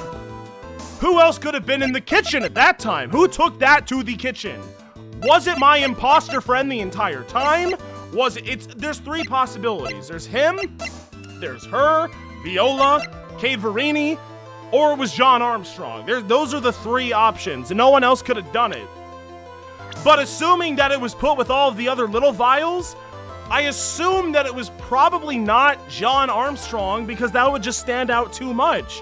Why would you put the obviously suspicious bottle amongst all of your other normal bottles? So it was probably like you, and that explains that one time you returned to the scene of the crime when I saw you and you said nothing, and you're threatening to burn the place down because you're pissed off, but like, then how do you play into all this? I don't know. Because you were the maid, Viola! There's a lot of questions that I have. I don't know what's going on. What is going on? Ever? The Glenn's calendar on December 3rd, the day of the incident, there was a note saying, meet with the tiger, probably at Travian. Thank you, I need professional help for the 100 bits. Sorry, Cade, I've been an imposter this whole time. Any other imposters in chat? I hope not. And you even have the meat layer. There's I need professional help's meat layer. There's no other imposters in chat. What do you mean I am? No, you're not. What? How many imposters are there in my chat? I choose to believe there aren't that many, okay?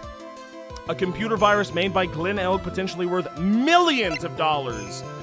Millionaire radio flyer. Experience the most thrilling 10 minutes of your life every Monday at 1:30 p.m. Gumshoe's weenie box. That's good. It's a good box. Viola's medical papers. A $1 million bill for cranial surgery. Payment was due last year. Well, wait a minute. That kind of explains all of the millionaire tickets and all that, the desperation for the money to repay the surgery. So her dad or granddad or whatever it was doesn't murder Mr. Tiger, Tigray, whatever we're calling him at this point. Travian matches used for advertising found lying in Tender Lender. Which means that they were there at some point, and they put him down there for some reason. And then, of course, we have the small bottle left by... I don't know. But then why? But then who was fingerprints? We gotta find the fingerprints. I am wasting so much time. Remember how I said I was really good at stalling? Yeah. Quiet, Gramps. Why don't you clear out of here, huh? What did you say? Trite. Are you saying that what Mr. Kudo saw was a setup? Yeah. Someone pretended to be Glenn Elg and acted out the whole coffee poisoning. All for the express purpose of creating a witness out of one Mr. Victor Kudo. What? Get real. Get fucking real, Trite. Why would anyone want to do that? Isn't it obvious? The thing Mr. Kudo was most insistent about in his testimony was... The serving girl brought him a Javicino, but she put something in it. That's the serving girl right there in the defendant's chair. I remember her well. It's so hard to believe, but... Is it though? There was one and only one reason to show Mr. Kudo this fake poisoning. To show Maggie Bird in the act of poisoning the coffee. I don't know who that could possibly be. It's impossible to say. Objection. Are you insinuating that the waitress in the old man's story was a fake as well? It's two imposters. That's two of them. It's true that there were no other customers in the restaurant at the time, but... It's also true that the chef was there. He would have noticed what was happening. Yeah, but he's like actually a convicted criminal as well, so we can't really trust him that well, can we? That's right, well witness. If your restaurant really was the scene of such theatrics, you would have known about it, correct? Oh la la, this is most difficult for me. Object this. No, it's quite simple actually. All you have to do is testify you are under oath after all. Was there, in fact, a phony at Traby Inn that day? Was there an imposter amongst you? The defense demands that Mr. Armstrong tell the whole truth about what happened. The defense's request for additional testimony is accepted. You will accurately explain in detail the events in the restaurant that day. Okay. In the restaurant. We did it. That was a fun testimony. That was a fun cross-examination right there. I have got to go to the I gotta do these drinks, actually. Let me do these drinks. It's like 4? So not only was there a fake Phoenix Wright, there was also a fake Maggie Bird. And that was Viola Caderini. So that's actually like 4 drinks. And that's what I got. Gambling time? Yeah, someone just gamble it up. It's gonna be great. Someone put up the gambling thing right now. And it's going to be fun. I don't know how to do it. Or else I would, but I don't know how. So cheers, gamers. It's a good song, too. I like the song. I think that Phoenix Wright 3 has better music than Phoenix Wright 2. And I haven't even played that much of Phoenix Wright 3. That's like how confident I am in saying that, okay? I'm that confident. Phoenix Wright 2 was a filler game. It's all filler. We don't need to know any of this. We just gotta hop into 3 and get to the conclusion. We have the start, we need the conclusion. Who cares about the middle? Who cares how we get there? It doesn't matter. Franziska von who? Who the hell is that? Some lady that ran away to Europe? I think I got whipped a couple of times or something. I don't know. Who cares?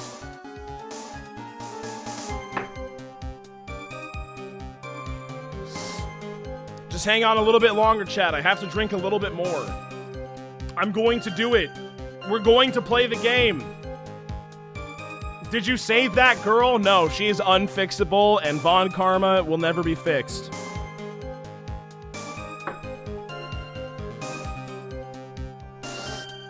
Justice for All gave us Pretzel. Well, I mean, that was nice. It's not like I don't, you know, deeply love Pretzel and cherish her and want to protect her for all time and make sure that she ultimately becomes the head of the Kurain family, which she deserves, by the way. Not Maya, but her. Pearl is way more deserving of it.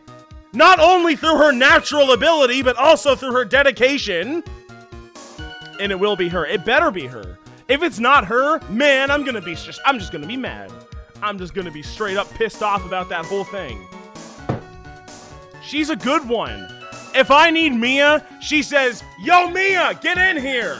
And then Mia's there. It's as simple as that. Maya has to go through this whole rigmarole of all this, like, chanting and all this nonsense. She's just stupid.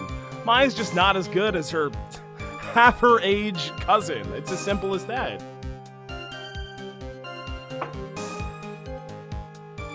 Okay, that was enough drinks.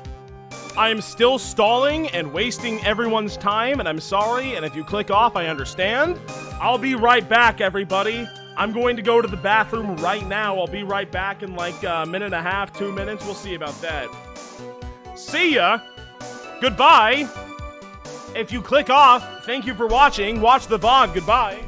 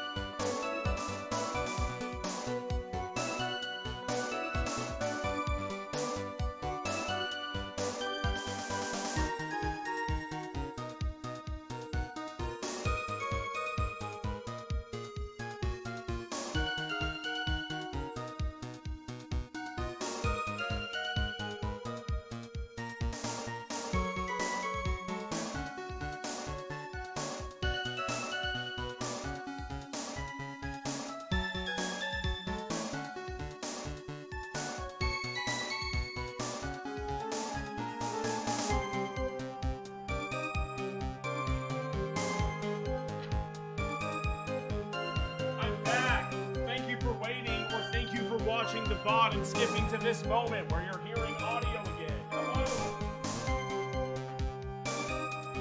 What's going on, gamers? Heads or tails? Ooh, we betting? We doing big bets in chat right now? How exciting!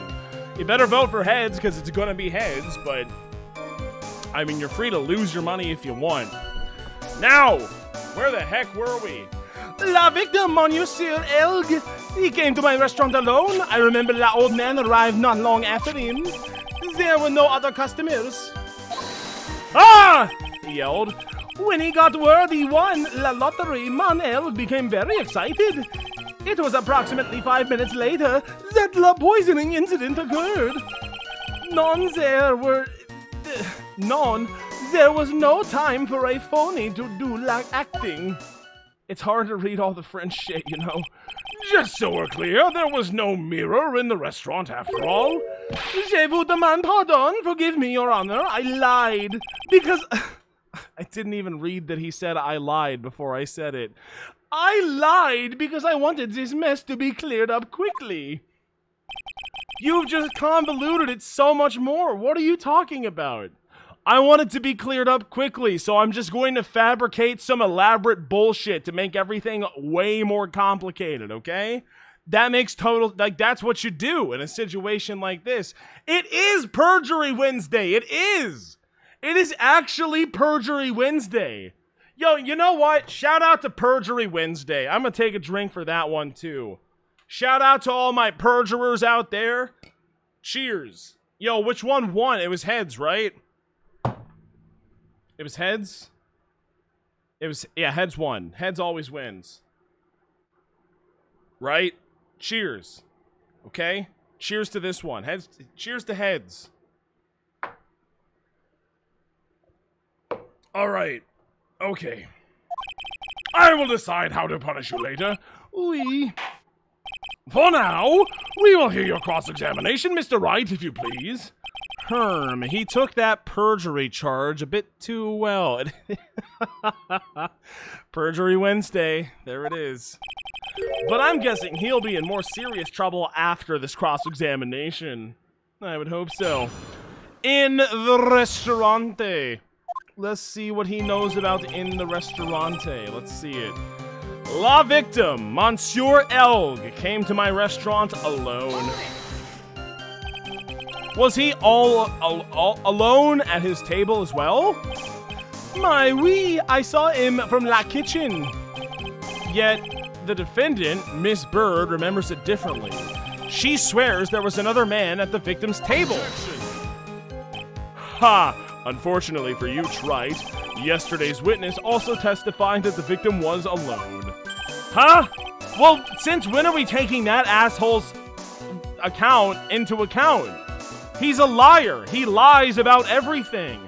You know, seeing you squirm like that reminds me of a certain coffee's bittersweet bite. What kind of coffee has he been drinking? What a weird thing to say. Godot, what is wrong with you? It's not coffee, it's love. It's love that's bitter. Whoa! Whoa! Whoa! So he's hitting on me, like straight up. Hearing Maya say that makes her seem wise all of a sudden. Even though we know that's not true. I remember that old man arrived not long after him. Okay. By old man, you mean Victor Kudo, right? Oui, he comes often for my special coffee. I drank your coffee once, Mr. Armstrong. It's special, I'll give you that. It's worth a sip just for the experience. It sucked, is what I'm trying to say. Oh, you make me so happy, monsieur. You are most welcome anytime. I said it was worth one sip and nothing more. So old Mr. Kudo arrived at the restaurant, announced around the same time as the victim. Maybe I should ask about his arrival in more detail. Don't ask anything? Well, that just doesn't seem like a good idea. How many minutes after? What time was it? I would like to know what time it was that he showed up. That would help, right? Out of curiosity, about what time was it when Mr. Kudo arrived? Oh, no. I cannot remember, monsieur. I believe we were told by a witness yesterday. The crime was reported at 2:25 by a kind of scary old man, sir. Oh, that's the old man we were talking about probably just now, Mr. Kudo.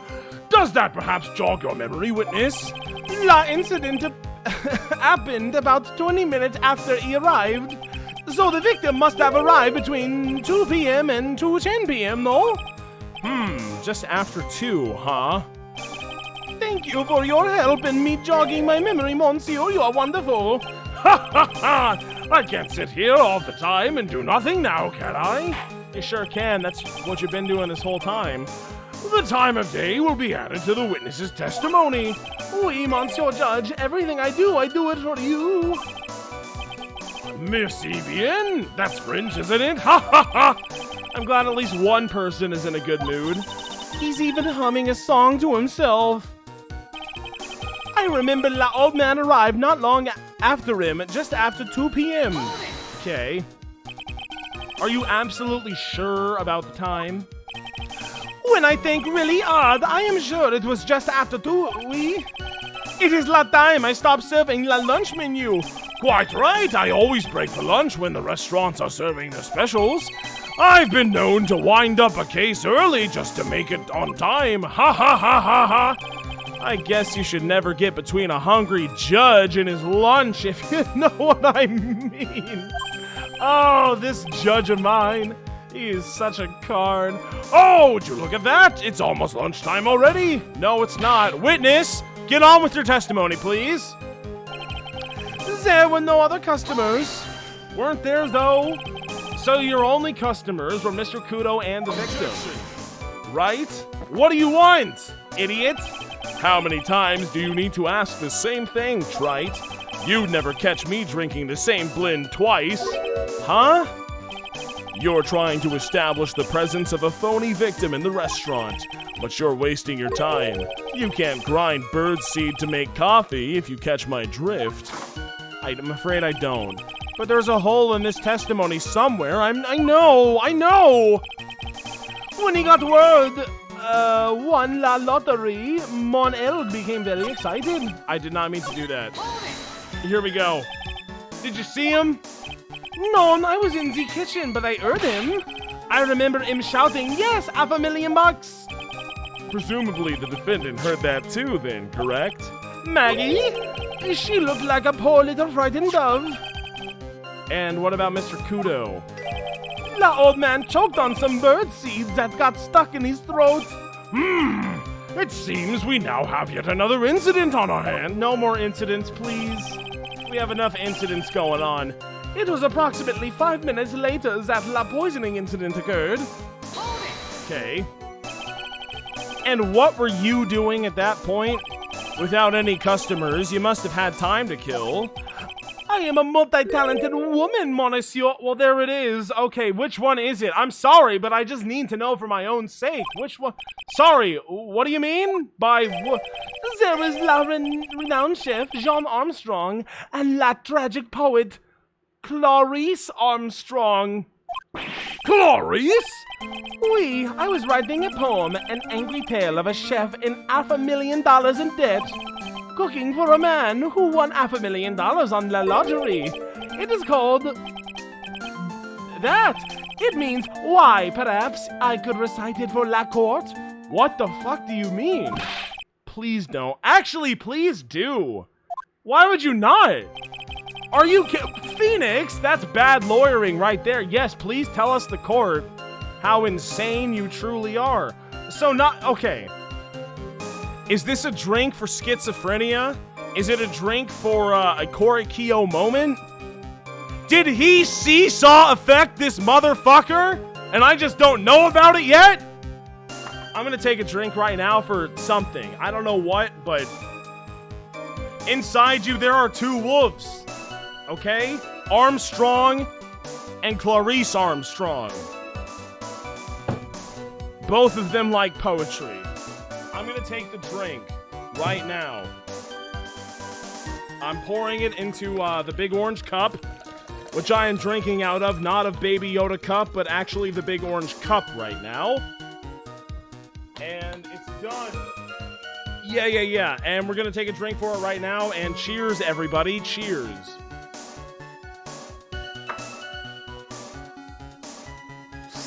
No!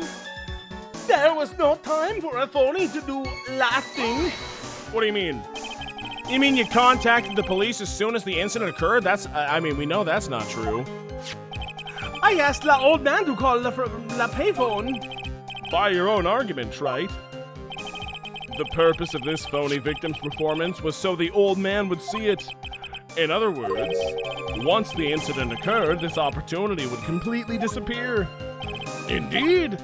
Bien, it seems la shadow of la doubt has been lifted, Mississippi Papa. What? I guess Mr. Armstrong is connected to this case, huh? Yeah, you don't say, of course. Someone was impersonating Mr. Elg, and I refuse to believe he was oblivious. He was there the whole time, after all. But if you're right, wouldn't Maggie have noticed too? Yeah, she fell unconscious when the incident occurred, remember? How do I turn off the opacity of the... You mean that's when the phony staged his act? Well, we'll know for sure once I find a hole in this testimony. See, we'll find it, no problem. Where is the hole in la testimony? That is what we are worried about right now. La victim, Monsieur Elg, came to my restaurant alone, okay? I remember the old man arrived not long after him, just after 2 p.m. Okay. There were no other customers. When he got word he won la lottery, Mon Elg became very excited. It was approximately 5 minutes later that la poisoning incident occurred. Say that one more time. When he got word he won la lottery, Mon Elg became very excited. It was approximately 5 minutes later that the poisoning occurred. Okay. No, there was no time for a phony to do la acting. Well, I guess Mr. Armstrong is connected to this case, huh? Absolutely. Someone was impersonating Mr. Elg, and I don't know who it was. It was, I mean, we know who it was, though. It was, yeah, I think we know who it was, though. But if you're right, wouldn't Maggie have noticed too? She fell unconscious, remember? You mean that's when the phony staged his act? Well, no, for sure once I find a hole in this testimony. Okay, La Victim Monster Elg became in the restaurant alone. I remember the old man arrived not long after him, just after 2 p.m. There were no other customers. When he got word of the lottery, Mr. Elg became very excited. Oh wait, that's my bad. It was approximately 5 minutes later that la poisoning occurred. Non, there was no time for a phony. Let's look at the facts real quick. He came to my restaurant alone. He arrived, or the old man arrived not long after him, just after 2 p.m. Well, oh my god, that's not true. You know why? Because where is the evidence that proves that it's always called out at 1:30 p.m.? Because I remember it from that one time I did. This one. Experience the most thrilling 10 minutes of your life every Monday at 1:30 p.m. Now, how the hell is he showing up after 2 p.m. if he showed up at 1:30 p.m. to call the thing and say, yes, I won the lottery? I remember la old man arrived not long after him, just after 2 p.m. That doesn't make any sense, okay? It makes not a lick of it. I'ma do it. I object to that, sir. I'm afraid I finally gotcha, Mr. Armstrong. If that is what I can call you, your pronouns or whatever. Kyo, what do you mean? At the time in question, the victim was listening to the radio with his earpiece. The show he was listening to was Millionaire Radio. Each week they announced the winning numbers of the $500,000 lottery ticket. Oui, that must be la show Mon Elg was listening to. I can't see any problem with this testimony. Oh my god, don't tell me I lost health. No, I'm right. I wonder though, but like here's the thing. You say the victim arrived at your restaurant after 2 p.m., right? Oui. Okay, you're done for now. I got my health, I got my conviction. I am sure of it. I remember it perfectly now. I know it was at that time because I had just finished serving the lunch menu. Get to the point, right? If you have one. Slam. That show is broadcast live at 1:30 p.m. actually, and it claims to be the most thrilling 10 minutes of your life. So it only goes on for 10. It don't make sense. It just don't make sense. It's on the air at 1:30. Now, supposedly, the victim made some noise when it was announced that he had won.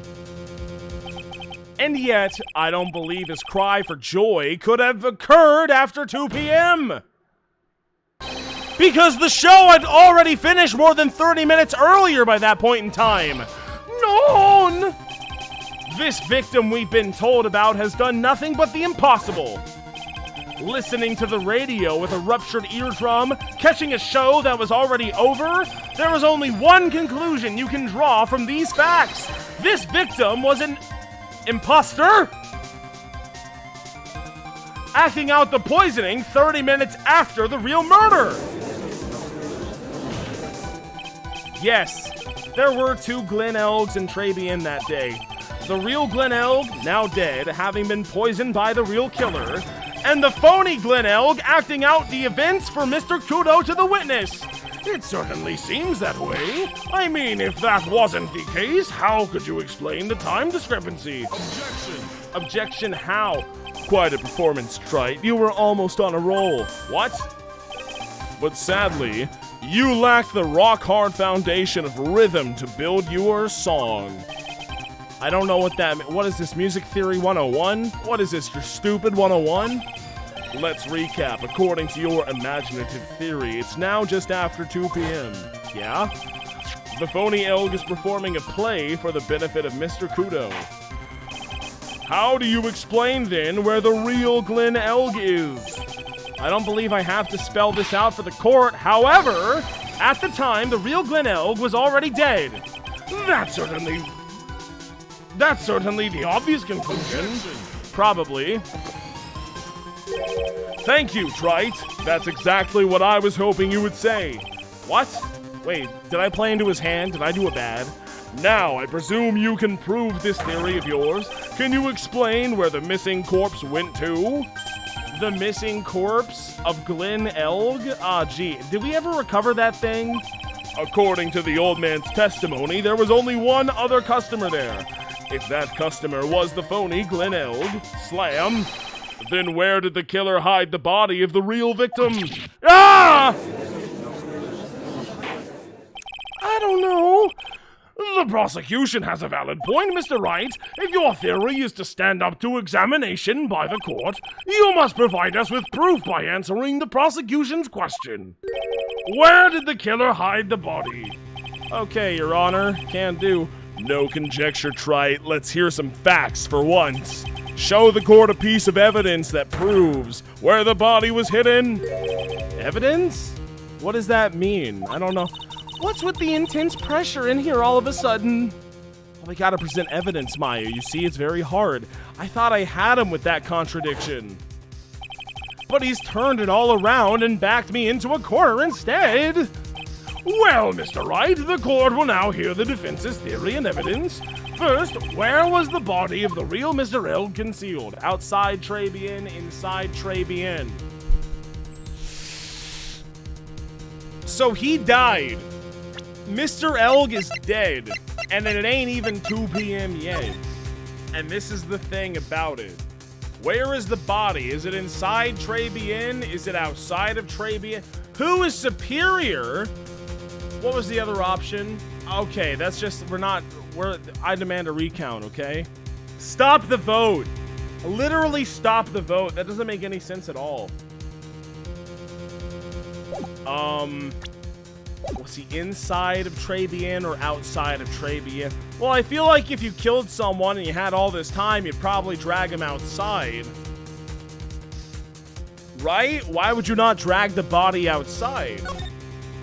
Clearly, there's no place to hide a body inside Trabian.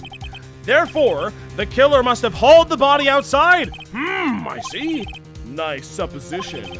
But the real question is, can you back it up? Probably. Where's the evidence that proves the body was taken out of the restaurant? The truth is, the fact of the matter about him bringing the body outside of the restaurant, written by the phony. Well, I don't think it's about the phony. Can I back out? I can't back out. No, I cannot. Blueprints. Died of potassium cyanide. Well, yeah, we know that. The crime photo taken. Yeah, it doesn't matter.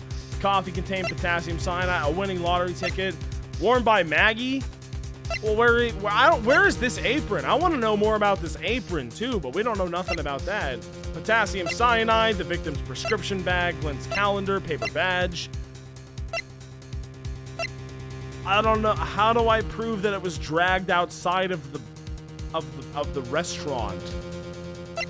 I can't do that, can I? Mr. Glenn Elg himself? The victim was a programmer, wore an HMD over the left eye, left eardrum was ruptured. Hang on, okay. It wouldn't be you, it wouldn't be you. It would not, it's not him. It would be you. Trabien owner and chef has a large debt and prior convictions for theft. Not you. Maybe you? I mean, you're suspicious. And you. So it's 1, 2, 3. It's 1, 2, 3. But who is it? Maybe Furio Tigre? I mean, he's a strong lad, isn't he? He's red. He's red with it. Too bad. I don't think you'll ever grasp the real heart of rock and roll. What? What are you talking about? He means that your evidence is irrelevant, Mr. Oh, my heart. Come on, Nick! Think! Feel the beat and then hit him with some heavy metal. Okay, I need to clam down and get my facts straight. What should I do now? Start over, present more evidence? Let's just start over, maybe. I don't know. I think I need to... I should have said outside of the place. You always go with the negative first. I'm inclined to agree. Yeah, I agree. What's with the Spanish all of a sudden? I don't know. Well, Mr. Wright, the court will now hear the defense's theory and evidence first. Where was the body of the real Mr. Okay, we're gonna say not here, inside Trabien? Was it inside Trabien? It wait a minute. That's a typo, chat. It would have been too dangerous to take the body outside? That doesn't make any sense. It would have been too dangerous? That's not how you say English language. It would have been too obvious if I clicked on the right answer first. Because obviously I don't know what I'm doing. I'm gonna take the drink for that one for sure. It would have been too dangerous to take the body outside, and here is exactly why. Because first of all, how do you even do it? Second of all, you could. Wasn't there like a 30-minute or like a 20-minute? There was some amount of minutes in between, man. I'm just saying. I'm gonna take this drink real quick, okay? Cheers.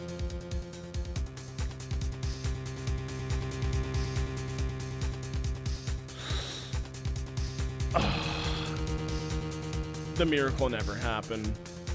It's a real the miracle never happened moment. Obviously, the body must have been hidden somewhere inside Trabien, maybe. Interesting. But where could a body have been hidden inside a restaurant? Perhaps you would care to show the court these plans, Mr. Okay, maybe. What? The exact location where the body was concealed inside Trabien is... Oh my god, I don't know. Where do you hide a dead guy? So he dies here. There's an Oldman here. Or is there an old man here? It's hard to say. Where are we and where the old man is? He comes in after 2 p.m. That's after the guy dies. So obviously that doesn't make sense. He's dead. Oldman's not here.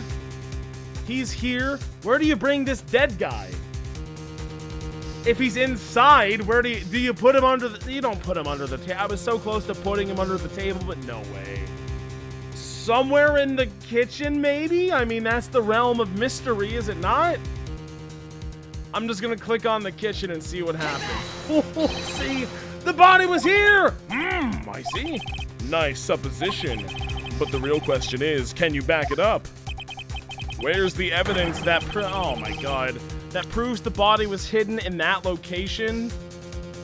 I don't know. Where is the evidence that proves that body was in that location? Sports, paper, magazine, clipping, job listing, lunch special, scooter, Sean's loan contract. Well, I mean, something about the contract, right? Maybe? John's debt is $500,000. The owner of the loan is Tender Linder. Victor's testimony: when the incident occurred, I broke the vase at my seat. Sorry. Jean Bien's floor plans. Glenn's autopsy report. Crime photo. Coffee cup. Victim's lottery ticket. Apron. Potassium cyanide. I don't think that's going to be relevant. Victim's prescription bag. Glenn Elk's calendar. Paper badge. MC Bomber. Millionaire radio flyer. Experience the most thrilling 10 minutes of your life. Well, that's not proof, is it? Gumshoe's lunchbox. I don't think that's it either. But y'all, that's not relevant. Trabian, no. Well, the small bottle of the victim's ear medicine found covered in unidentified fingerprints in the kitchen, which is where we're saying the body was. But this isn't proof that the body was there. How does this prove that the body was there? This proves that there was a weird small bottle in that location with some weird unidentified fingerprints. How could you possibly present that as definitive evidence that there was a body stashed there for at least 30 plus minutes, Mr. Trite? That doesn't make any sense at all. Mia Fey, Godot, Maggie, Glenn. That's irrelevant, isn't it? No, it's just not going to be helpful. You're nothing. Victor Kudo. Wasn't Trabian at the time of the incident? No. Jean Armstrong. Trabian owner and chef has a large debt. I mean, that doesn't prove it. That's as good a proof as anything else. CEO of Blue Screen. No. The granddaughter of crime boss Boruto. A thoroughly bitter person, like the coffee. There's Boruto. He's pissed off. The head of the Tender Linder Loan Company, also known as the Tiger. How the hell is that proved? Where's the evidence that proves the body was hidden in that location? Ah, jeez. Where's the evidence that was well, we have it. I know. Just hang on. Maybe we don't have it. I could be wrong, and I had to present some different evidence. Maybe I'm on the completely wrong track. I don't know. Let's just go ahead and guess this one and see what happens, and then we'll just go back to the other option. And Mr. Armstrong, do you recognize this bottle? No. I have never seen that ugly bottle before in my life. I only use la very best bottles, monsieur. The highest quality only for me. Where was that bottle found, Mr. How does this prove it? I can't wait to read the rest of this text to see how this proves that there was a corpse in the kitchen at that time. Because I don't think this really proves definitively that there was a corpse in the kitchen at that time. It just kind of proves that there was a weird bottle. Godot, jump all over this. You got this. You know, interestingly enough, Your Honor, it was found in the kitchen of Trabian. But I only ever use these bottles in my aromatherapy oils. No. But this bottle doesn't contain aromatherapy oils, Mr. Armstrong. No. It contains a medication. What kind of medication? I'm sure everyone remembers, don't they? That Mr. L visited in otologological clinic and was given medication that day. You can't be serious. I guess I am. The defense had the contents of the bottle analyzed, and I have the lab results here. The contents of the bottle match the prescription that was given to Mr. Elg. Glenn Elg's murderer hid the body in the restaurant kitchen, at which time this bottle fell out of the victim's pocket. What? How do we prove that? What do you mean, Mr. Armstrong? When the incident occurred, didn't you say you were in the kitchen? Mon Dieu. Yeah, you know what I'm about to say. It was you who hid the victim's body.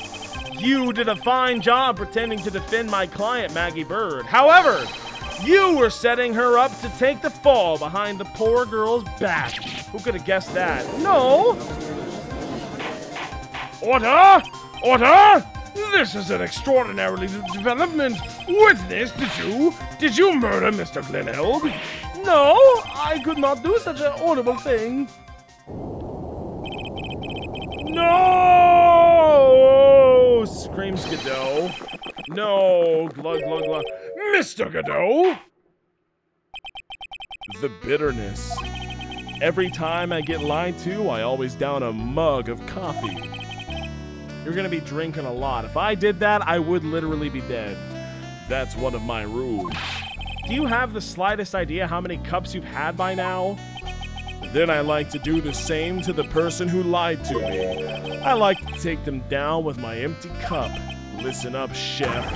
How about a brand new flavor in your ear, my H-deficient friend? Is that hentai? Je vous demande pardon, please. You must hear me out. It is a trap. Listen to me. Por favor. Por favor. Yeah, get your accent. Yo hablo español, Mr. Armstrong, and por favor is Spanish. I'm only going to ask you once. Did you do it? No, totally not. No. Let's hear it. You've got one shot. Do not miss your chance to blow, right, Gramps? Witness, the court will permit you the chance to make one final statement. If you lie under oath again, then there will be serious consequences, as opposed to all the other times where you lied under oath and you just, didn't suffer any consequences. We don't care about that. It's fine. As does my grave. Ooh, it is clear. What do they always say in the movies? I've got a bad feeling about this. Hey-oh! Hey-oh! Ha! Oh! Woo! Oh yeah! Hey! Who's got a feeling? I've got a feeling. I've got the worst feeling possible. Yeah! Oh yeah! Cheers! Yes!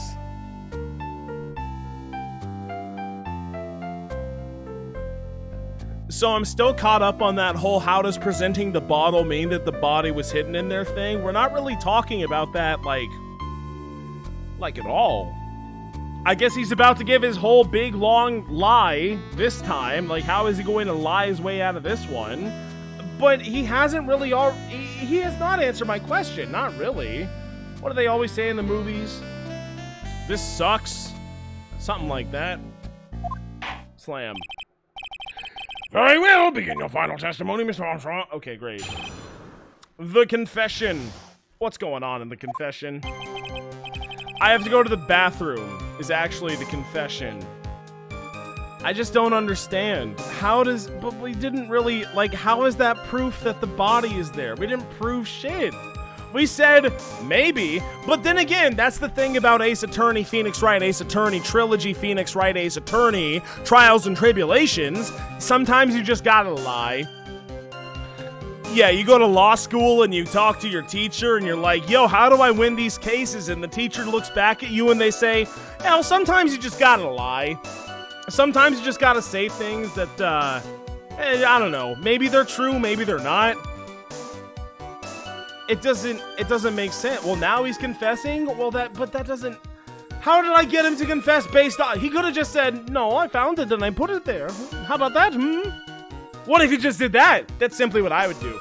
I would simply say, I found the bottle and I put it there. What are you gonna do about it?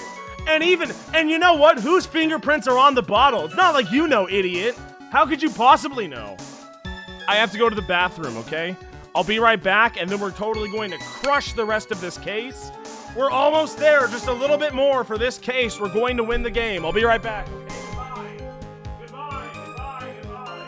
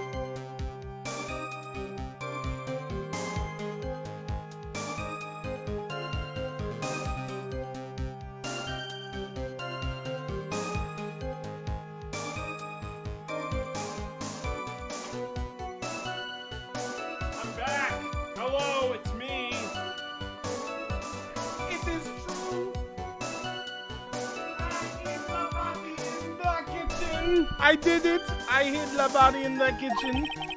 A man forced me to do it. I had no choice. A man forced me to do it. I had no choice. I had to go along with him because there was a reason why I could not refuse. Well, because your restaurant was going to burn to the ground due to that psycho bitch who was being controlled by Mr. LT Gray. But I did not kill him. I swear it. You must believe me. Okay. Okay. You were forced by who? I cannot say or I will be erased. Yeah, let's try a different question then. When Mr. L died, was he really the only person at his table? There was maybe another person. You fucking ass. I hate this guy. I hate this person so much. Yeah, actually, you know, now that I think about it, maybe there was the other person. Maybe, I don't know. Come on. Come on. I know. Like, I know, of course. Maggie was telling the truth. I know she was. You may cross-examine a witness. There's just one more thing I need to do. I gotta break this guy, phrasing, and get him to tell us the name of the real killer. The confession. Let's talk about the confession. It is true, I ate the body in the kitchen. Okay. Did you carry the body by yourself? I carried him and I carried Maggie too. Maggie too? When she saw the victim collapse, she fainted. Nice. I could not leave her there. But why did you hide the bodies? I don't know. A man forced me to do it. I had no choice. Yeah, I think we know who that is. It's Mr. T. Gray. What man? Who was he? No, I cannot say. I fear for my life. He's really freaked out. You'll just have to put the words in his mouth, Nick. Yeah, you're right. If he won't tell me, I'll tell him. But why would you go along with this man? Because you were $500,000 in debt? I had to go along with him because there was a reason why I could not refuse, and that reason would be... Yeah, $500,000, the owner is tender lender. That's kind of suspicious. Thank you, Big Bean 36. Thank you, Big Bean 36 for the prime. Thank you. We love breaking French chefs. Okay, don't clip that. Thank you, Sergeant Guy, also for the 200 biddies. Broke, made Maya, woke, made Maggie. No, that's not true. We all just know that that's just objectively not true. But, you know, it's not like Maggie's bad. It's just that... Never mind. I had to go along with him because, you know, there was a reason. Like, come on, what do you mean? And that reason would that... And what reason would that be, Mr. Armstrong? You know, monsieur. Yeah? Well, I do know. Surely you cannot expect a young maiden to talk about such an embarrassment. A maiden? You're a bit old to get away with that. And a bit too... Whoa! Whoa, Maya! Whoa! What are they teaching you in Korean Village? Nothing PC, that is. Oh, no. That's not good. What was this game written in 2004 or something like that? Oh, no. Oh, boy. Okay, I'm taking a drink for that one. Maya says no to trans rights. Oh, Maya. It's current year, girl. You can't be saying these things. Oh, come on. But, you know, to be fair, Mr. Armstrong and or Ms. Armstrong or Miss Consieur, whatever their name is, they're very inconsistent. They're very, very inconsistent about the whole, you know, gender identity thing, even being gender fluid. Like, how do you want me to know? Sometimes you're a boy, sometimes you're a ma'am. I don't know what to do. What do you want me to do? Twitter, do your thing. Twitter, do your thing. Cancel Maya. Do it right now. She deserves it more than anyone else. Cheers.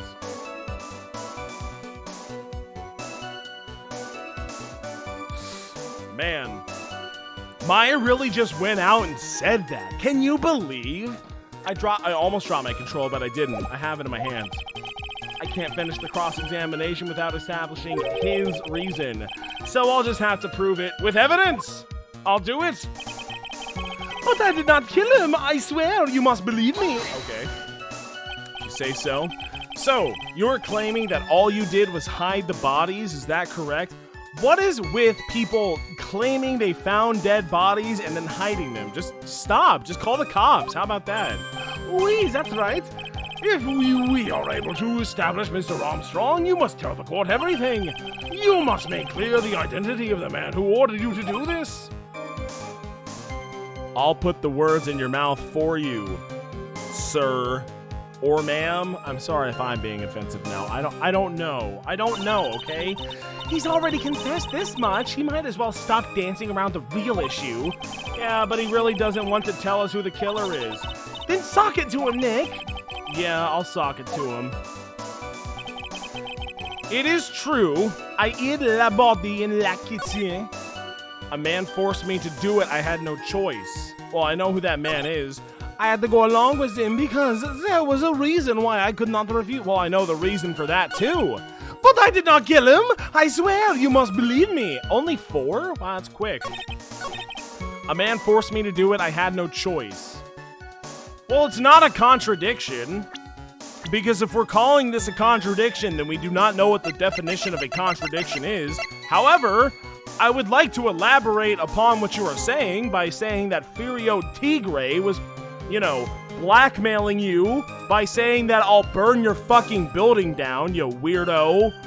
And that means we have to press this man. From Tender Linder. Let's end this dance of Ring Around the Rosie, Mr. Armstrong. This is the man that you've been referring to. Ah, who is that? I feel like I've seen him somewhere before. Oh, I don't know, maybe a month ago in this very courtroom? This man is Furio Tigre. He's the manager of a loan office called Tender Linder. There's no point trying to hide the truth anymore, Mr. Armstrong. I know you couldn't go against Mr. Tigre, at least not while he had this on you. What, the thing from Tender Linder? Jean's loan contract? Jean's debt is $500,000. The owner of the loan is Tender Linder? Probably this one, right? How could it not? It has to be. There's no way. A $500,000 loan from the black market loan shark. And you had no way of paying it back, did ya? That's why you were forced to do anything this man told you.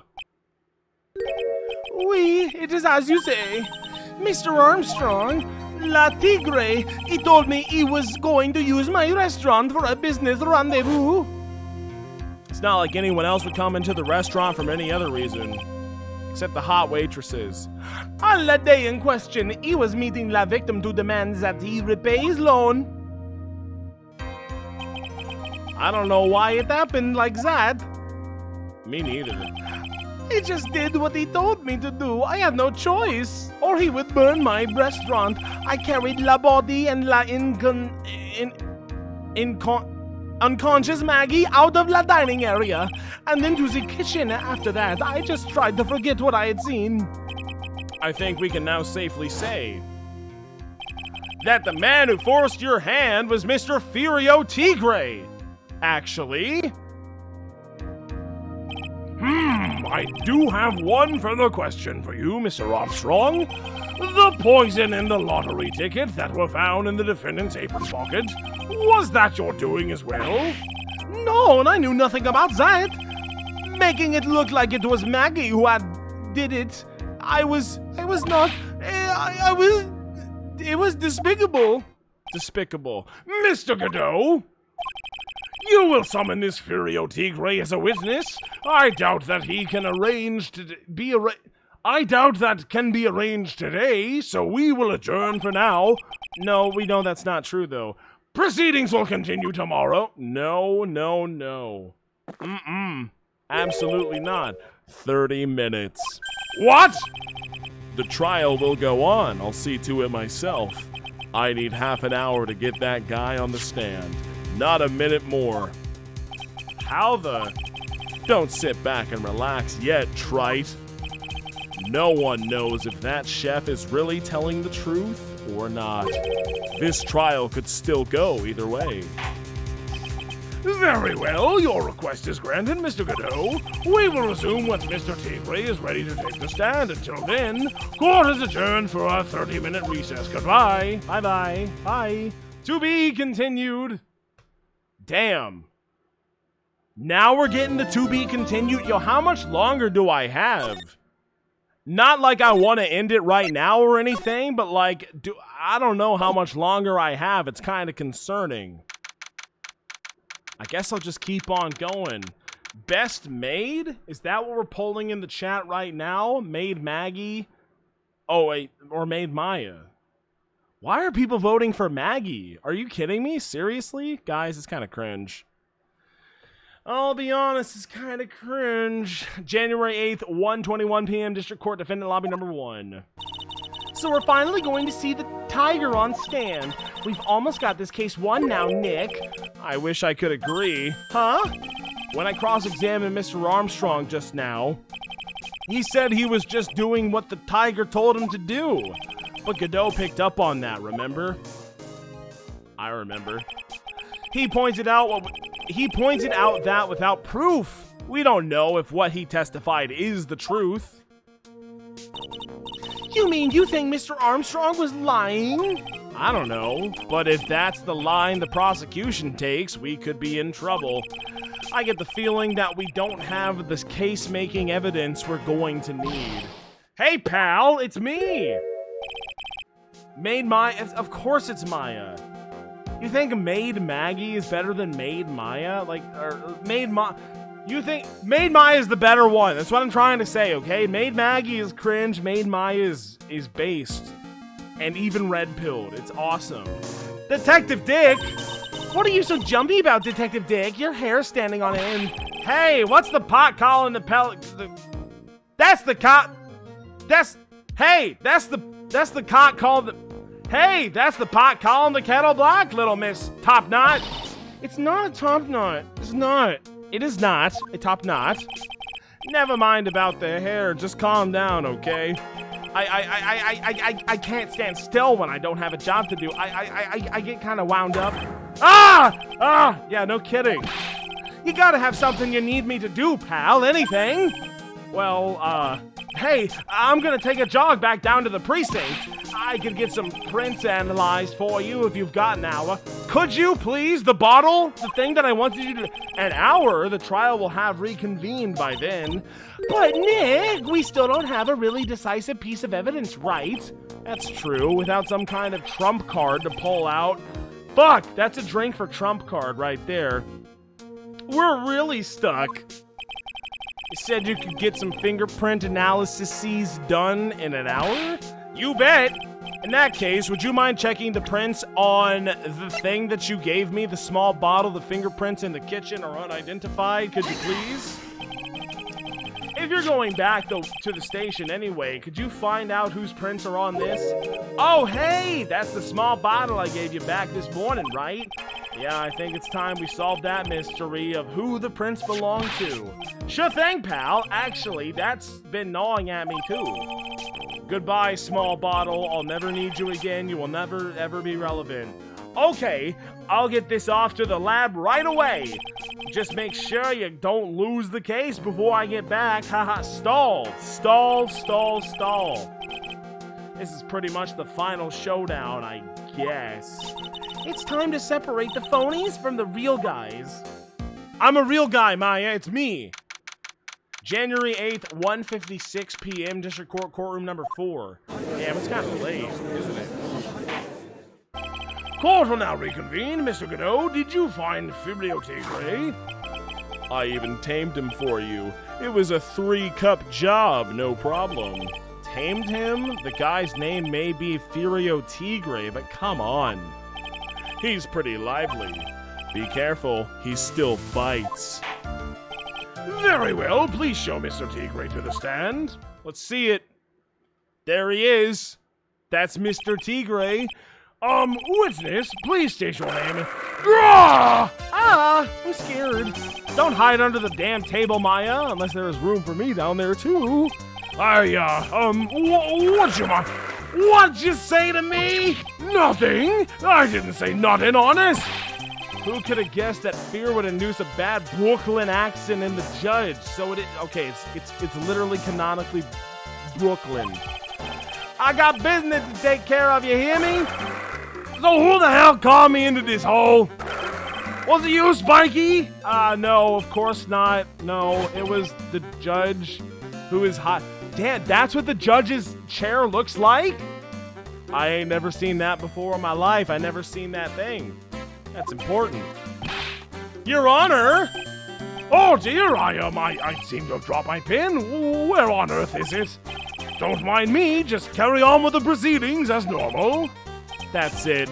We're fucked. Maybe you didn't hear me. I said, who the hell was it that called me in here? There's no need to shout. We can all hear you. What'd you say? There's no point in struggling. You're caught in a snare, the relentless snare of the law. And I'm the one that hauled you in. Too cool. He's just so cool. God, I wish I was like that Godot guy. He's so cool. Don't let him get the better of you, Nick. Let's start with the basics. You know about the incident in question, correct? Incident? I don't know nothing about no stinking incident, mask boy. You mean you didn't attend the previous trial of Maggie Bird? Maggie who? I've got more important things to do than watch the courthouse dramas. Of course. Well, perhaps you could give us your testimony then. Please tell us about what you did on that day of the murder. Phoenix Wright? What? You's the one who set this up, didn't ya? You's gonna regret the day you ruffled the tiger's fur. You hear what I'm saying? Gulp. Maybe I should have brought a diaper with me today. What? Okay, every time Phoenix Wright Ace Attorney alludes to being a little diaper baby, I have to... How can you not drink for that one? No, Phoenix.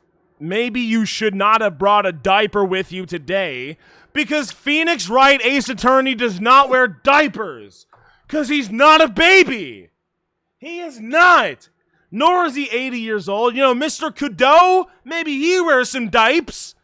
But Mr. Phoenix Wright is not diped up. We can all get on the same page for that one. There are no dipies on Phoenix Wright's bum. It's not happening. It's absolutely impossible. And you know what? I'm taking a drink. Does the judge wear diapers? Well, you know. When you get up there in age, who can blame you? But when you're like Phoenix Wright, age 20, what, like 5? I mean, 26? Something like that? I'm a pretty young guy. I probably should not be wearing diapers right about now. And cheers. Cheers for the diapers. No more diapers, please. Diped up on a perjury Wednesday? Oh, come on.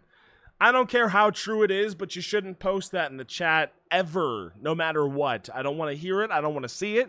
And I choose to ignore it. Cheers.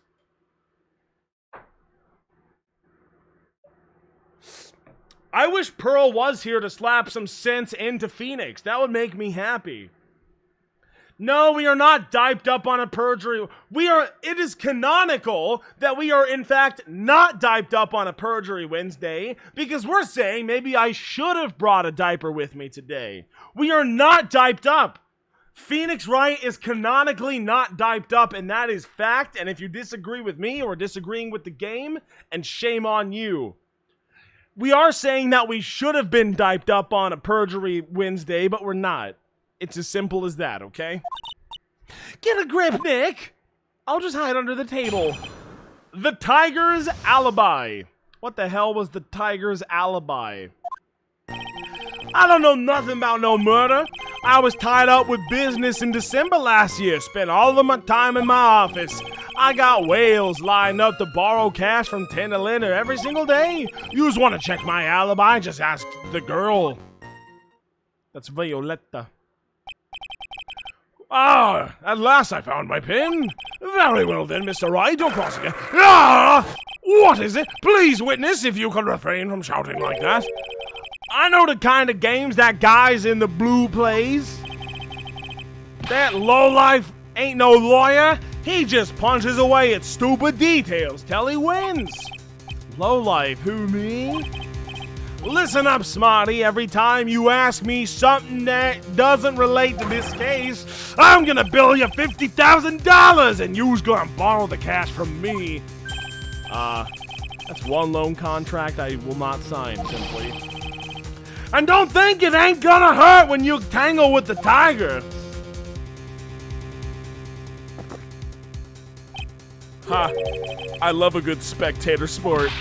Just a minute, that's really not... This witness is, how can I put it, a hungry tiger roaming the urban jungle.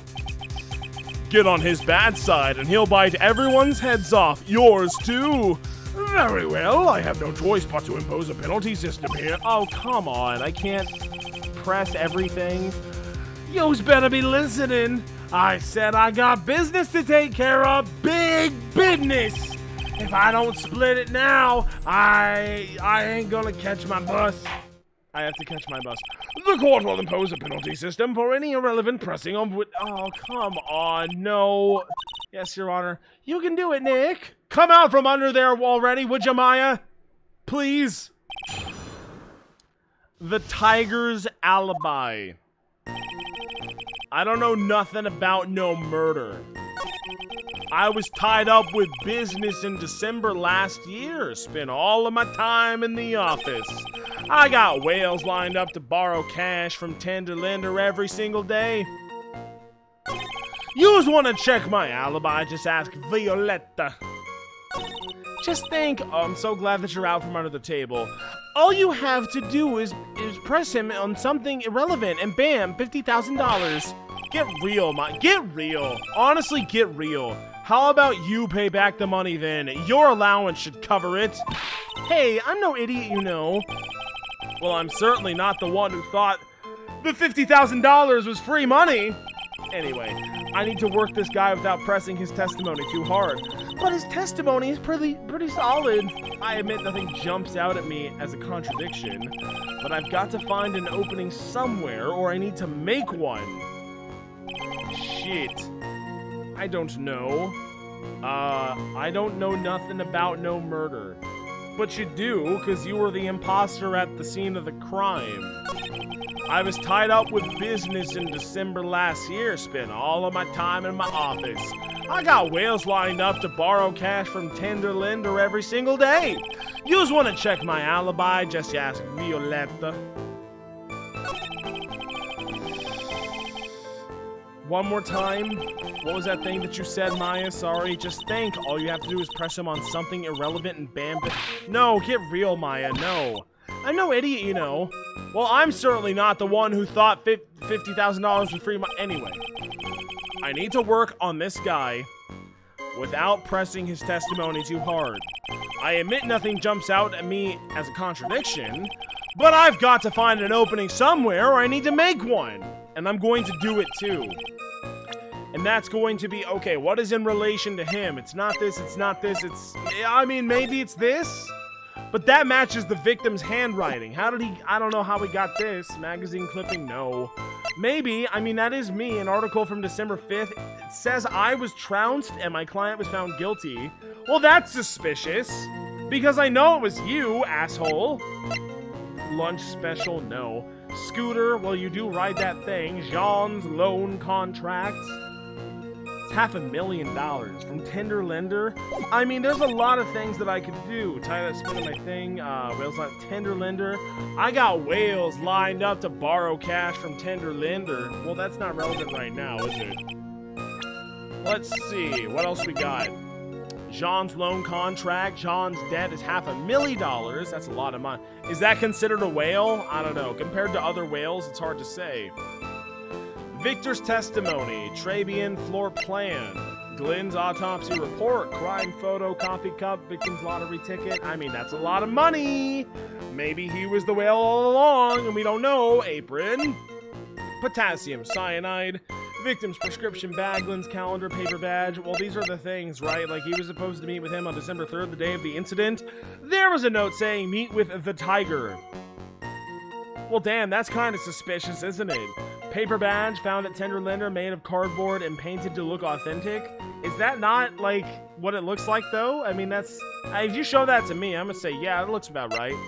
MC Bomber, a computer virus made by Glenn Elg, potentially worth millions of dollars. That's a lot of money, okay? Millionaire radio thing, gumshoe lunchbox, Viola's medical paper, $1 million bill for cranial surgery payment due last year. So it's probably accrued a lot of debt, and it's like, oh, it's more than $1 million now, you know? They just gotta pay me. I don't know nothing about no murder. I was tied up with business in December last year, spent all of my time in my office. Did you, though? Did you spend all of your time in your office if you had to meet with dude on December 3rd that one time according to his horse calendar? He has the fucking horse calendar about it. You don't, no. We only have 4 possible statements to press, so you know what? We're gonna save it right here. And we're gonna go. Nope. And we're gonna go. Press this one.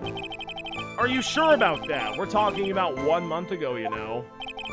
You see these teeth? That's how sharp my secretary... What? Sharp? Is he talking about Viola? She writes everything in my scheduler. December, mainly in the office. That's what it says, so that's where I was.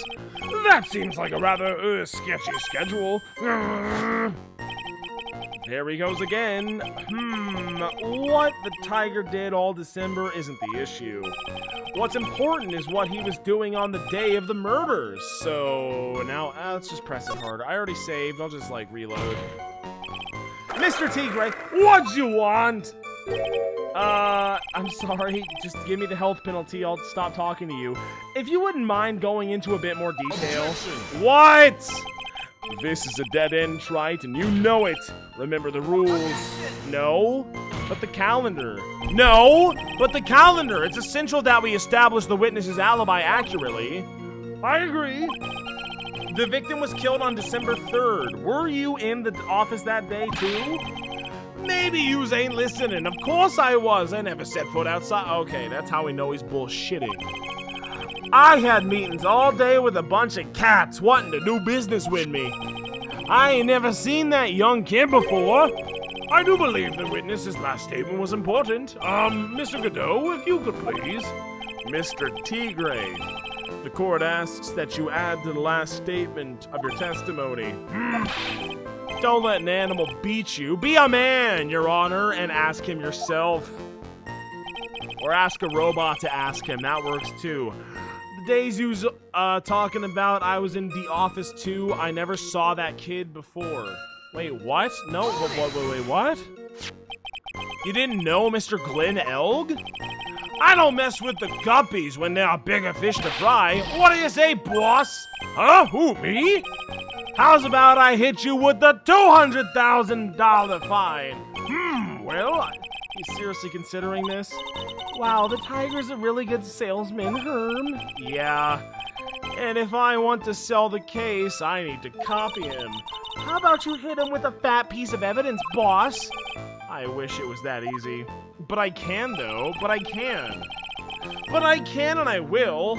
I got whales lined up to borrow the cash from the tender lender. You want to check my alibi? Just ask the girl. The days you was talking about, I was in the office too. I never... But you met with the guy on December 3rd, did you not? One more time. You didn't know Mr. Glenn Elk, really? I don't mess with the guppies when it's bigger fish. What do you say, boss? Huh, me? $200,000? He's seriously considering this? Wow, that doesn't make sense, Nick, does it? You have to present the thing on the thing, don't you? Yes, I do, Maya. Yes, I do, and yes, I will. The day you was talking about, I was in the office, too. I never saw that kid. But then why were you supposed to meet with him on December 3rd? There was a note saying meet with the tiger. And remind me who the tiger is. I believe it's you. Objection! I object. Mr. Tigre, you claim you didn't know Mr. Glenn Elg, but it appears that Mr. Elg knew you. What's the deal? What? Mr. Elg left this little note on his calendar. Meet with the tiger, and the dates? December 3rd. December 3rd? That's the day of the murder! How suspicious. So, Mr. Tigre, I submit that you did indeed know one Mr. Glenn Elg. Because on the very day of the incident, you met with him. Yeah, you can ... all you want. Not bad, actually not bad. Sorry? I was just messing with yous to see how good you were. Did you hear that, Nick? He said you're not bad. That's one compliment I can do without. Plus, he's lying through his teeth. His sharp little teeth. Witness, please remember that you're under oath. Lies will not be tolerated. We tolerate exactly 0 lies in this courtroom. You's calling me a liar? Is that what you doing? We had a Rut-Row moment. Not only did we have a Zoinks moment earlier, but now we've officially had a Rut-Row moment. That means I have to take a drink, don't I? Because obviously we have to take a drink for the Rut-Row. If someone says Rut-Row, how can you just say, no, I'm not going to drink for that? Answer, you can't. You just can't do it. It's a certified Rut-Row moment. I'm gonna have to take a drink. It's not a drill. Cheers to everyone. Thank you. And I will be taking the drink now. And also, I'm so sorry, but like, I really have to go to the bathroom again. So I'll probably be going back to the bathroom just one time, the last time for the rest of the trial. Quote me on that. If I go back to the bathroom after the time that I get back to the bathroom from the bathroom, when I go to the bathroom, that means that I owe you all 50 gifted subs, okay? Cheers, okay?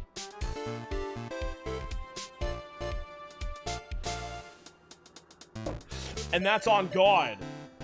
And that's on God-o. I'll be right back, chat. I have to go pee. Goodbye.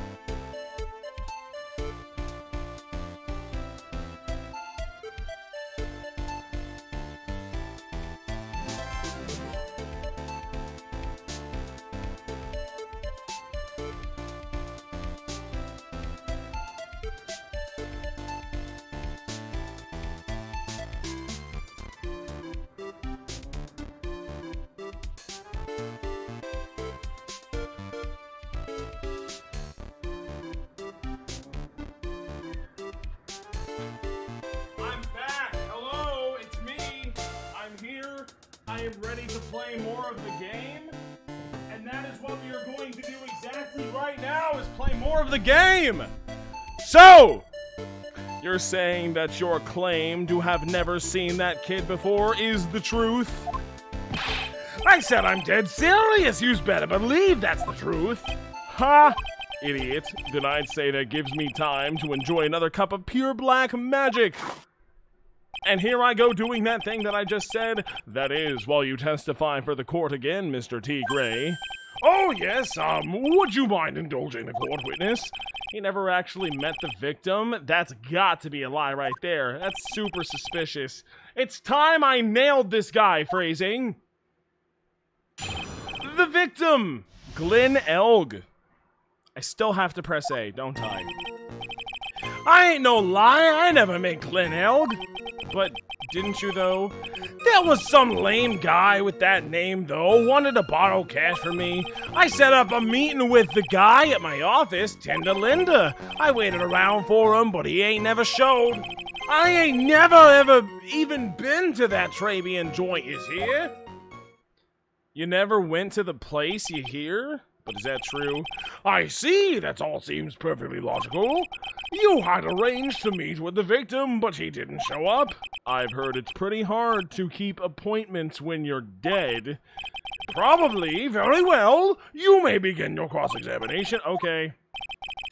Didn't I tell you I got a big deal going down today? I ain't gonna make my bus now. I'm gonna have to take the express train. That bill's going straight to you, right? Ugh, I can't afford that. The victim, Glenn Elg. But also that means that you do not have a car or a motorbike. But don't you have the motorbike? But like, what happened to the motorbike, though? You could just like ride the motorbike. You'll be fine. I ain't no liar. I never met Glenn Elg. Tell me about that, okay?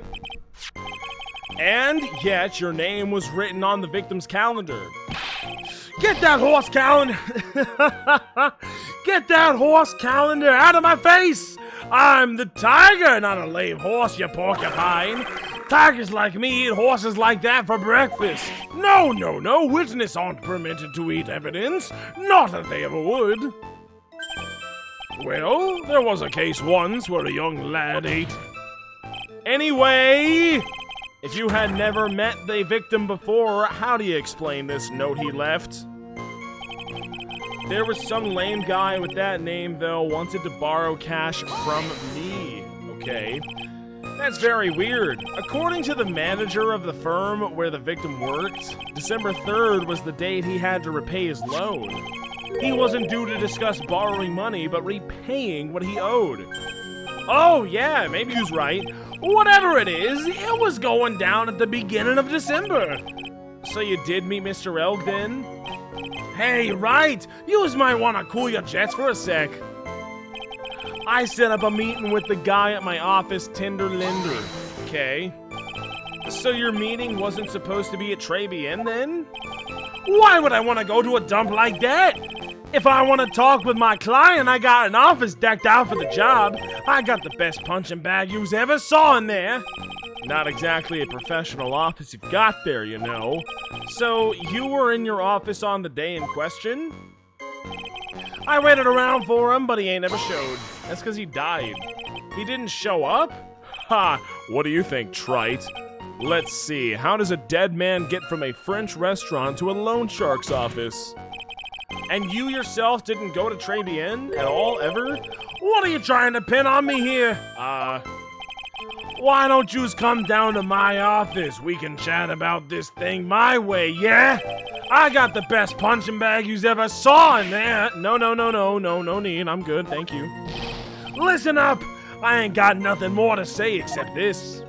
This final thing. I ain't never even been to that Trabian joint you's here. Tell me about that, would you? Never? Not even once. Not even once. I was in my office the day that went down. I didn't put no poison in no kid's coffee, capiche? Do you think he really didn't meet Glenn Elg? Not likely. Because I'm convinced this guy's behind the whole darn thing.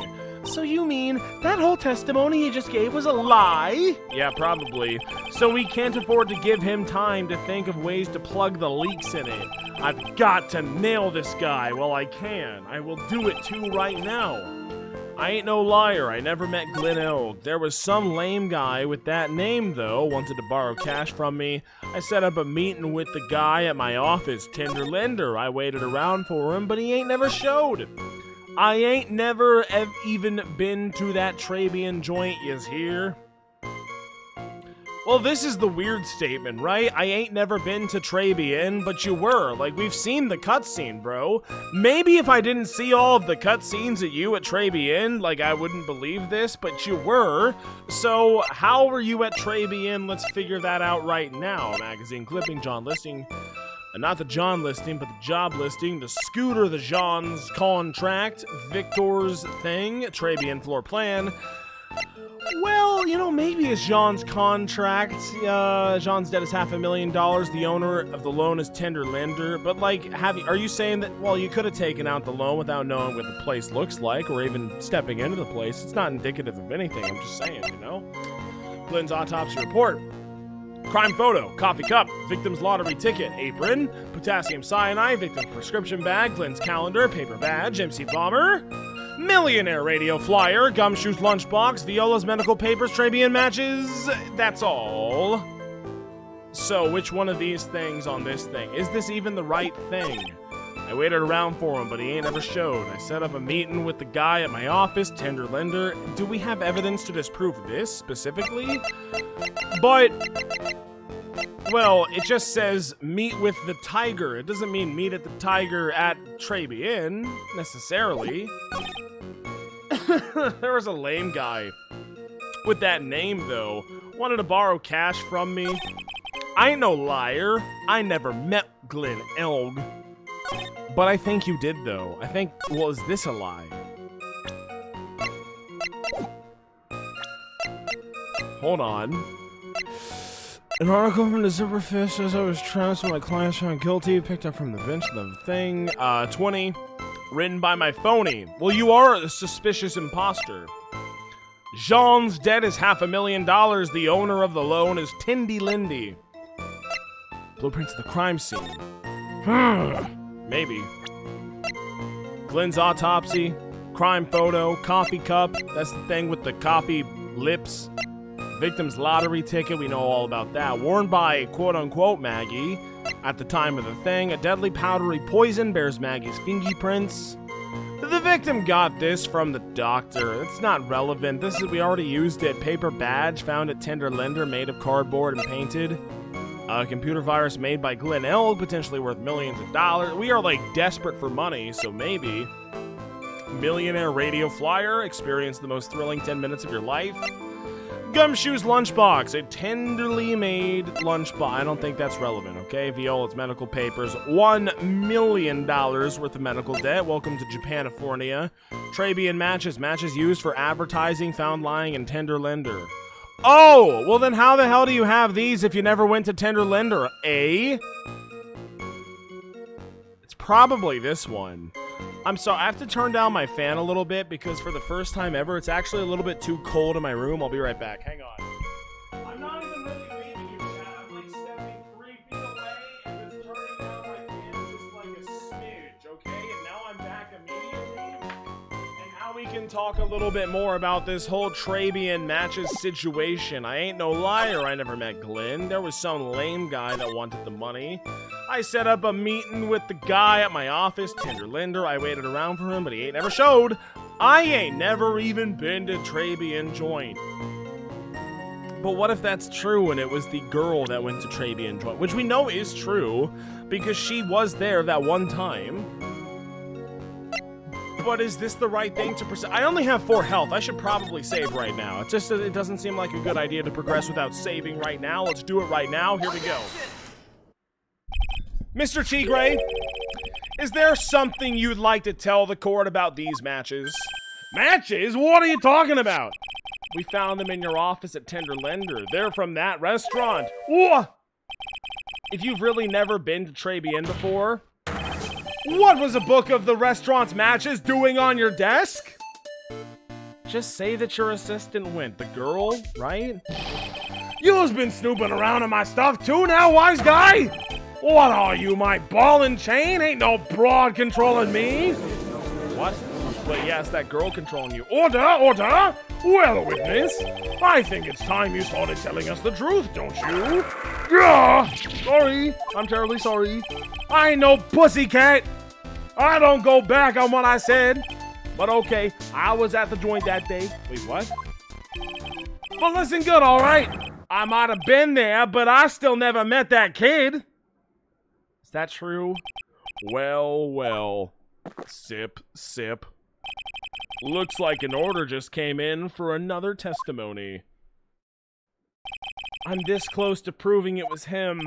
He did meet Glenn Elg that day, and he did put poison in his coffee. He must have.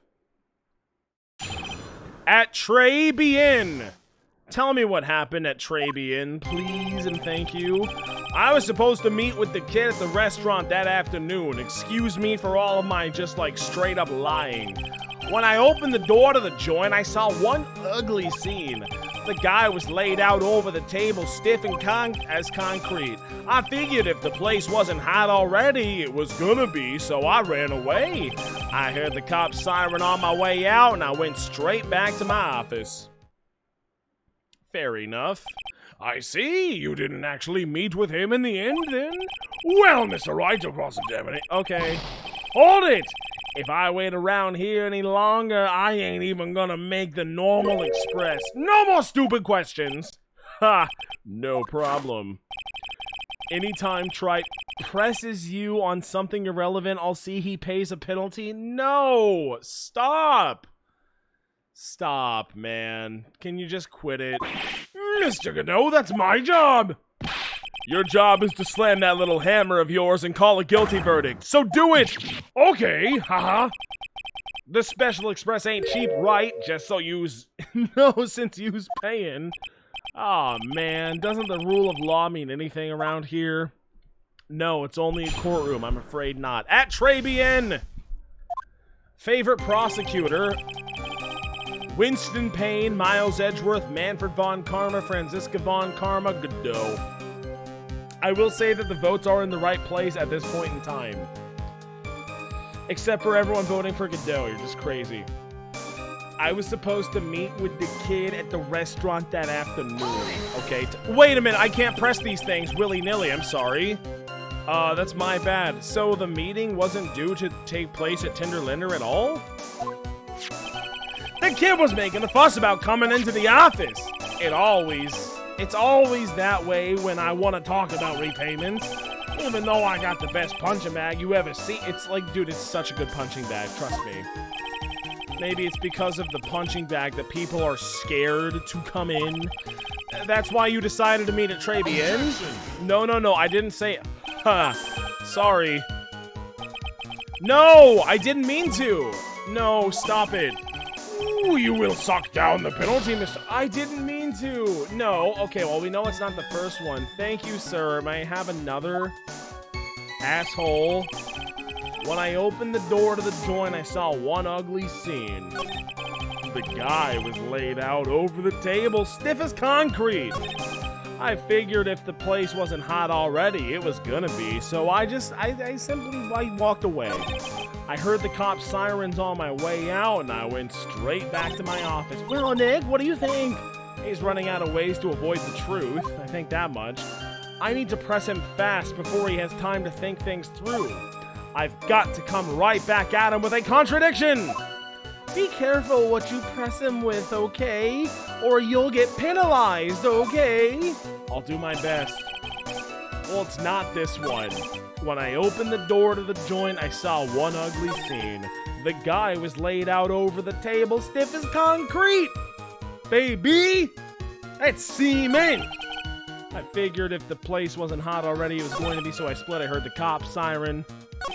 Okay, so what are we thinking? It's like, it's this one. When I opened the door to the joint, I saw one ugly scene. It's this one. It's 3. This one right here. The guy was laid out over the table, stiff as concrete. What do I have to disprove that? I can't disprove that he heard the cop sirens. Or maybe I can. So you entered the place at when? and you heard the sirens because, like, it was, the cops were called at, like, when were the cops called? Hang on. This is important. Called the police by payphone. This is good. I need to know this. But where was the thing that said that when he was called? Well, the victim's autopsy's not much help. It's 1:30 to 2:30. We know it wasn't after 2, so it would have to be he came in after 2. December 3rd, the day of the incident, there's a note saying, meet with the tiger. Tinder lender found it. Computer virus found it. Experience the most thrilling 10 minutes of your life at 1:30 p.m. Found it. A $1 million bill to pay for the medical bill. This one we just used. Matches for advertising found. I don't think that's it, is it? Surely not. Attorney's badge, Magatama, sports paper, magazine clipping. Job listing, lunch special, scooter. What about the scooter? Did you not bring your scooter? Why would you not bring your scooter? You'd probably bring your scooter. Jean's loan contract. He's like $500,000 dead. It's kind of a problem. I broke the vase. I'm sorry. Blueprints of the crime scene. Well, there it is. You see the crime scene right then and there. Dead and gone. Lynn's autopsy report died of potassium cyanide poisoning. The death was 1:30 and 2:30 p.m. Crime photo. There he is. That is kind of like a messy. He's kind of, the guy was laid out over the table as stiff as concrete. There he is, laid out over the table as stiff as concrete. There he is. Coffee cup. I mean, couldn't have seen that though. Like, could he have? That coffee cup was like all tipped over and whatnot, right? Let me see it one more time. Crime photo. Yeah, there's no way he's seeing that coffee cup because the. Wait a minute. If he can't see the coffee cup, how did he see him? I think, wait a minute. So I knew that it was like this one, or when I opened the door to the joint, I saw one ugly scene. The guy was laid out over the table stiff as concrete. That's like cement. But how do you see the guy if we go to the thing right here, the Trabian floor plan? Oh, you can't see the guy. Because you were saying that you saw the guy, and then I figured it was hot already. I was just gonna leave. So you did not just open the door, see the scene, and then run away. You opened the door, walked inside, saw the guy dead, stiff as concrete, and then you walked away. That's what we're talking about right now. Where's that concrete one? The guy was laid out over the table, stiff as concrete. Now, how the hell do you see that if he's stiff as concrete, if he was behind the thing? Because that's the door. I see the door. I see it myself. There's the table. There's the partitioner. We have this whole thing about feeling like you're the only one in the restaurant. There's no way you can see a guy when you walk in. That doesn't make any sense at all. I'm gonna press it. Okay. You're something of a loan collecting pro, aren't you, Mr. Tiger? No one escapes the tiger's clutches. Yeah, well, I'm something of a lie detecting pro. Please laugh. And no one escapes the Phoenix's clutches. That sounded a lot cooler in my head. I think it's time we got something straight. What's this, trite? A new line of irrelevant questioning. Yeah, these are the floor plans of the crime scene, right? Look at where the door opens and look at where the victim is. Yeah, that makes total sense. There we go. That's what I'm talking about. You say you were standing at the entrance, Mr. Tigray even. From there, your field of vision would have covered an area of something like this. Indeed, the witness would have had a clear view of the victim's seat. Isn't that what I just said? I saw the back of the kid's head. No. Unfortunately for you, that is not possible. If the court would think back, you'll remember that between each of the tables is a tall partition. Why, that's true. Now look at the plans again. The truth is painfully obvious. From the entrance, the field of vision of any customer walking in ends right there. Right then and there, you see it on the diagram. How do you feel about that? So, from the entrance of Trabian, you couldn't have seen the victim's seat. But you did see the victim that day because you met with him. Objection. Right? Wrong. Shit, don't take my health, please. Have you forgotten the old man's testimony already? The victim was alone at his table. No, but he's not credible at all. But the defense just proved that that's moot. The victim witnessed by Mr. Kudo was not Glenn Eld, but a fake. What? In order to have Mr. Cadeau falsely testify, the real killer posed as the victim he had just killed and acted out of it's a charade. That'll do. This trial has gone on long enough without the obvious question being answered. Who exactly was the real killer and who impersonated the victim? What? You say the real killer murdered Glenn Eld, then impersonated his victim in a performance for Victor Kudo? In that case, Mr. Wright, reveal the identity of the criminal to this court. Well, it's gotta be my guy, he's literally an imposter. He's literally an imposter. It has to be. I don't care if I lose 2 health, I'm not gonna lose it. I'm just gonna have this 3 health all my life. Obviously, the killer is Furio Tigre. No one else could have did it. What? Well, witness. Wahaha, now that's cute. You think you can pin this on the tiger? Maybe you don't understand the tiger, so I dare you to say it again. Come on, you got guts. You can't threaten me, Mr. Tiger. It's the defense. Go ahead and tell the witness, Mr. Wright. Mr. Wright! Sounds to me like it must be your man. You've got guts, I'll give you that. Mr. Wright, do not leave me to handle this alone. Perhaps I can end this embarrassment. Mr. Godot? Please do. Let's just go back over Mr. Kudo's testimony one more time. Slam! The old man didn't see just the victim. Oh, no, no, no. The serving girl brought him a Javachino, but she put something in it. There's no question about it. She very conspicuously put some white powder in there. Was the victim he saw the real victim or not? That doesn't matter. The fact remains, he saw the accused put the poison into the coffee. What? Yes, it was the way. Well, hold it. Yeah, it's kind of impressive, Mr. Go. I say as I... waiting for my absence to launch your attack is what you're trying to tell me? Ha! Sip. Found your pen at last, trite. It was in my pocket, hee. Anyway. Anyway. Mr. Kudo witnessed 2 people that day. He saw the victim, the supposed Mr. Glenn Elg, and the waitress from behind. Yes, your point, Mr. Wright. I think the conclusion is simple. If this Glenn Elg was really the killer in disguise, then surely it's possible the waitress was also part of the show. Yeah, guys, gee, who was the waitress? I don't even know who the waitress could have been. Oh no, I misclicked on my controller. Why am I even here? Oh, I dropped my controller, guys. Let me pick up my controller real quick. Ah, jeez, I'm so sorry. How embarrassing of me. I'm sorry. Well, now that I picked up my controller and it's in my hands, I can press the B button and we continue with the case, right? Now, it's possible the waitress was also part of the show, right? What? You mean the waitress was an imposter as well? There's so many imposters! Everyone's an imposter! I have to take a drink for that, guys. I'm sorry, guys. I'm so sorry to disappoint you, but that is an imposter drink. And that's funny. And we're laughing because it's funny. I love the game. It's a funny game. Cheers. I am Byungus. You are Byungus. We are all Byungus. Cheers to the Danganronpa 2 heads out there.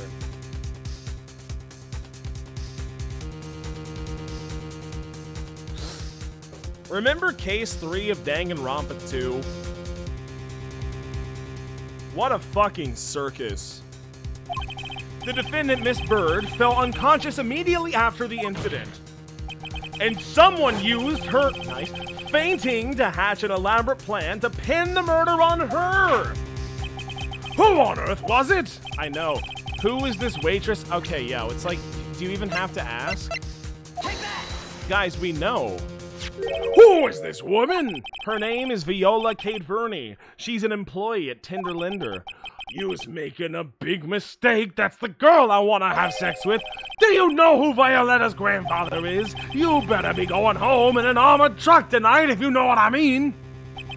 I don't know what you mean. Stop shaking, Nick. I'm trying.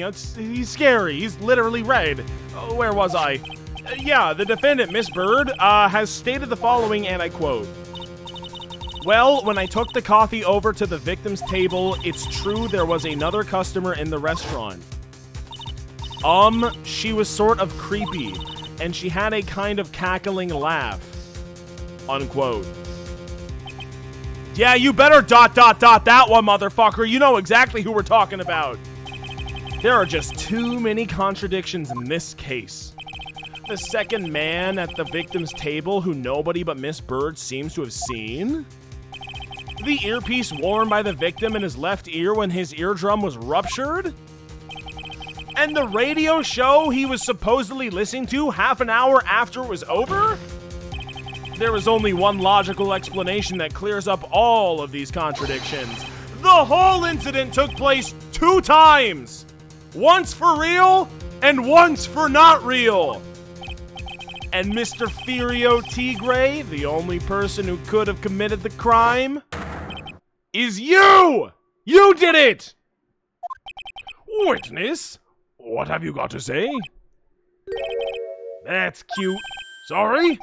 You's alright. I could do with a guy like you around. What do you mean? Is this a job offering? Because I swear to God, say the word and I will drop it. I will just cast the fucking attorney's badge into the fire. I don't care. Okay, I'm in on this game. I'm gonna have to charter a jet to get me to my meeting now, but I'm gonna give yous one more thing to think about before I go. What do you mean by that?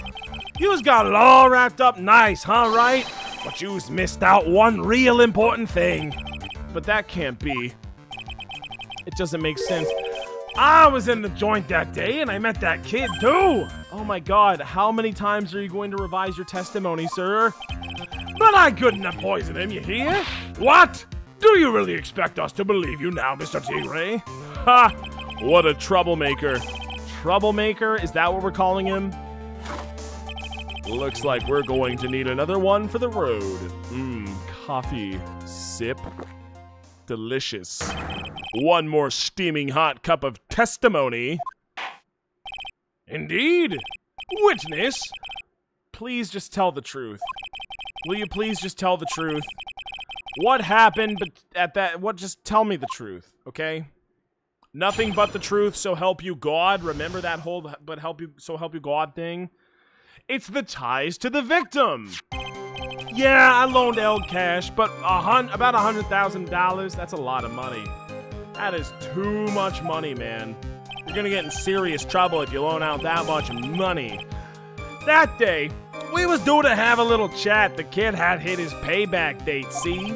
So anyway, he tells me he's got no way to pay up. I'm about to flatten the guy. That means murder, straight up murder him in this restaurant. When he starts screaming, yeah, I won $500,000. He got lucky, you know, real lucky. But not lucky enough to not get murdered. If that waitress hadn't done what she had done, everything had been over. What?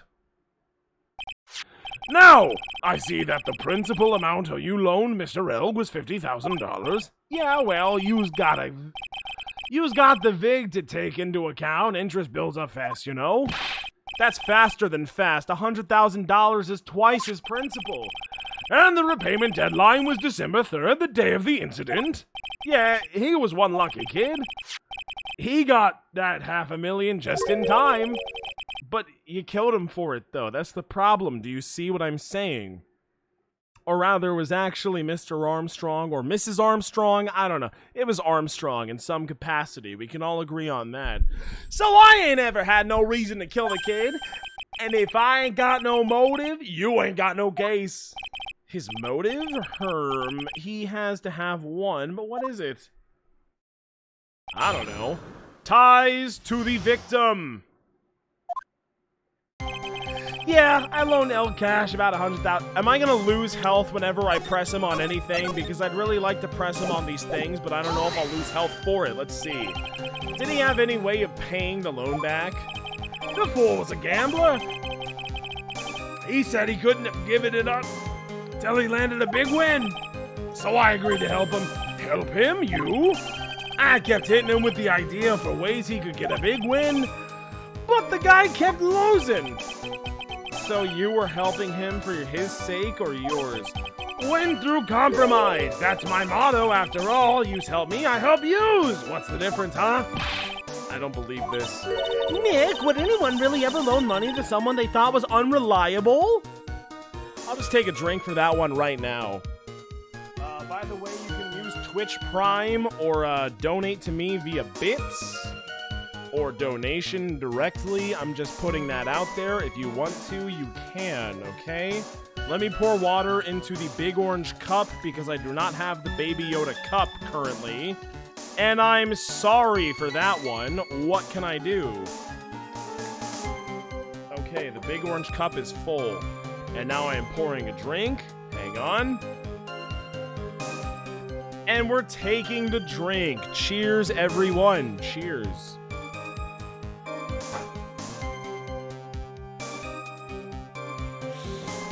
That's good. So, Nick, would anyone really ever loan money to someone they thought was unreliable? Like, for example, if it were you, I'd only loan you $5 max. Thanks a lot, bitch. That day, we was due to have a little chat. The kid had hit his payback date. See? Okay, tell me about that, please. So how much were you expecting him to pay you back on that day? What did you think? The whole package, $100,000 including interest. That's a real heavyweight punch. I'm the girl.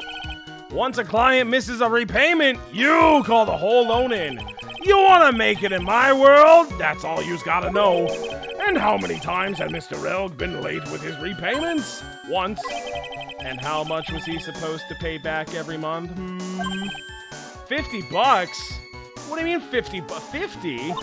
Sounds like Mr. Elg was in a real sticky spot. Yeah, $50 a month, he'd never repay that huge loan off. It would take a while, wouldn't it? So anyway, he tells me he's got no way to pay up. Okay. So how much did he have left on his debt? You want it in round figures? About $100,000. That's a whole amount. We're talking about a guy who had 58 cents in his wallet and also a $500,000 winning lottery ticket, but that's besides the point. What? You's telling me he wasn't even gonna pay me for the coffee? He certainly seems to have been a brave man, this Mr. Elg. A brave man or a stupid man, I'm not sure. That guy was smooth, I tell yous, real smooth. You'll have your money in less than 5 minutes, that's what he says to me. The guy then calls me Tender Tiger. He was skating on thin ice with me. Tender Tiger? That's what we're calling him now. I'm about to flatten the guy when he starts screaming. What was he screaming? Was that because he won up $500,000 in cash? The guy won the lottery! Was his last chance at a big win.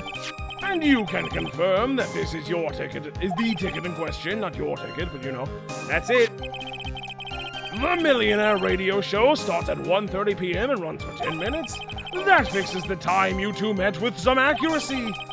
And the whole scene was acted out again 30 minutes later. That's super duper suspicious. Also, that Mr. Kudo would see it? I can still see the kid's face now. I ain't never gonna forget it.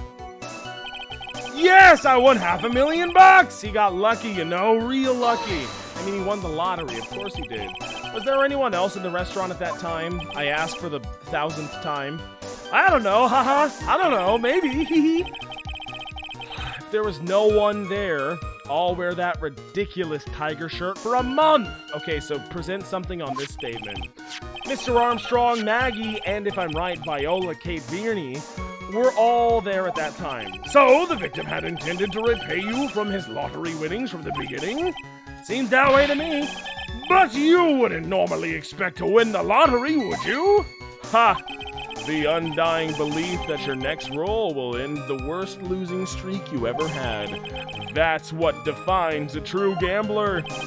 He makes it sound so badass. God, I'm in love with this man. Don't be tempted, Nick. You haven't got the willpower for it. I know, Maya. I know. All I know is the kid took a shot and got lucky in the end. If that waitress hadn't done what she'd done, everything would have been over. What do you mean by that exactly? The waitress? You mean which one? The girl with the glasses in the defendant's chair. Who else? Oh, who else could I mean? I know the one. I think I know the one. I think I have exactly the person you're trying to talk about right now. If she hadn't gotten in the way, things would have been bada bing, bada boom, over and done with. Maybe I should push a little on this. Ask about what Maggie did. Ask how things would have been. How would have things been? That's the thing that I want to know. What do you mean things would have been over and done with? Are you saying all there or what? I'm talking about the cash. I was there to get my $100,000 back. That's all. I'm a businessman. It was all coming together before that waitress got in the way. As far as I can tell from the witness's testimony, other than recouping his load, Mr. Tigre had no motive for killing the victim. Shit, did I lose? Witness, you will amend your testimony to reflect what you just said. Okay, the tiger's motive, eh? The tiger's motive. We're gonna work really hard on that. I was after the $100,000. I didn't have no other reason to kill the guy. Let's press on that one. How about that? Are you saying you had no other motives that day? I bet you did. Yeah, so what? Then, why didn't you take the lottery ticket when you left? Why'd you think? Because of the Four Eyes over there. Because of Maggie? How about you go ask Four Eyes about that $500,000 ticket? She wanted it so bad, she poisoned Elg's coffee. I don't think that's true, though. A likely theory. Your word hasn't held water lately, Mr. Tigre. Let's not forget this witness was actually at the scene, trite. The law don't exactly agree with some of the deals I sent down. I couldn't be there when the cops showed up, so I split. I see. Your Honor. Sip, sip, sip, sip, sip. The witness's last few statements are worth a good 2 cups of coffee, I'd say. 2 of them. Well, Mr. Wright, are you happy with the testimony, or would you like to... Oh, geez. Would I like to leave it, or would I like to have it amended? Yeah, amend that bitch. Do it. I'm not going to get anywhere with the testimony as it stands. Your Honor, the defense would like the testimony amended. Very well. Witness, you will amend your testimony to reflect your recent statements, please. That's cool. That's good. Wait, did I win? Thanks to what she did, my business with that kid was over. Wait, what? That business with the kid? The tiger's trying to pin the crime on Maggie, obviously. If I ask him about what he saw, it's only going to damage our case. What do you mean things would have been over and done with? Are you saying all there or what? Talking about the cash. Okay, we already did this. Coming together before that waitress got in the way. Herm, all I can say other than recouping his loan, Mr. Tiger's okay. Let's just leave it, I guess. I better leave it at that and try to figure something out. Well, I'm glad that I pressed the other option and then nothing happened, and so that means that I shouldn't do that because nothing's happening. Thank you, Your Honor, but there was no need to amend the testimony. Very well, continue. So the tiger was meeting Glenn Elg to get his money back. If Mr. Elg had just given him the lottery ticket, that would have been the end of it. Yeah, so what's the tiger's motive? This is the big one. If I don't manage to undermine his testimony, it's all over for us. Why would he have to poison Mr. Elg, and why did he loan him the money in the first place, when he knew he couldn't repay him? Now, why would a lender lend money to someone that they knew could not repay the money? I don't really know. Why would anyone who has money to lend do such a thing? That just doesn't make any sense at all. So, yeah, I loaned Elg cash, about $100,000, okay? That day, we was due to have a little chat. The kid had hit his paycheck date, see? So anyway, he tells me he's got no way to pay up. I'm about to flatten the fucker when he starts screeching, yes, I won $500,000. He got lucky, you know, real lucky. Thanks to what she said, my business with that kid was over. What does that mean? I don't know what that even really means necessarily. Elk had just given him the lottery ticket. That would have been the end of it. But then why did he kill? But then why must you kill? Why do you gotta kill him? For what? For what purpose are you doing these things? That day, he was due to have a little chat. So anyway, he tells me he's got no way to pay. And yes, I won! I won the big time! I did it! Thanks to what she did, my business was with that kid was over. Ah, jeez. This is a complicated one.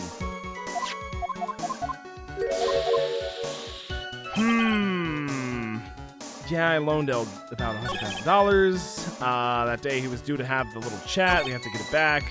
So anyway, he tells me he's got no way to pay. I'm gonna kill the guy. Yes, I have all the money. Wait, which one? That was... Wait, where were we? I pressed B. When I press B, it goes back, and it's complicated. So I have to press A to go forward, but B just immediately goes back. It's complicated. That day we was due to have a little chat. The kid had his paycheck date, see? So anyway, he tells me he's got no way to pay up. I'm about to flatten the fucker when he starts screaming, yay! I did it! The lottery! We win! We win! Thanks to what she did, my business with that kid was over. But that's the end of it. So what did I miss? Because I obviously missed something. I loaned Elle cash, about $100,000. Okay. I don't see anything wrong with that necessarily. That day, we was due to have a little chat. The kid had hit his paycheck date, see? So anyway, he tells me he's got no way to pay up. I'm about to flatten the guy when he starts screaming, yay, I won $500,000. He's got lucky, you know, real lucky. Thanks to what she did, my business with that kid was over. Shit, I don't know. Yeah, so what's the tiger's motive? If I don't manage to undermine this testimony, we're kinda screwed, aren't we? Why would he have to poison Mr. Elg, and why did he loan him the money in the first place when he knew he couldn't repay him? Something blackmail, maybe? I don't know. Blackmail is a really popular reoccurring theme in this game. Maybe we can just say that it was because of the blackmail potentiality? That day, he's due to have a little chat. The kid hit the paycheck. So anyway, he tells me he's got no way to pay. I'm about to flatten the guy, and he starts to scream, yes, I won $500,000. Can you tell me this one more time? Was there anyone else in the restaurant at the time? I don't remember. If there was no one there, I'll wear that ridiculous tiger shirt for a month. So that's the one that we... Okay. Present the girl, and that would be this girl. Where is she? She's right there. That's this girl right here. And we're gonna do it right here, right now, okay? It's gonna be good. Mr. Armstrong, Maggie, and if I'm right, Viola K. DeVrini, they were all there. So that doesn't make any sense. So the victim had intended to repay you from this lottery winnings from the beginning? Yeah, it seems that way.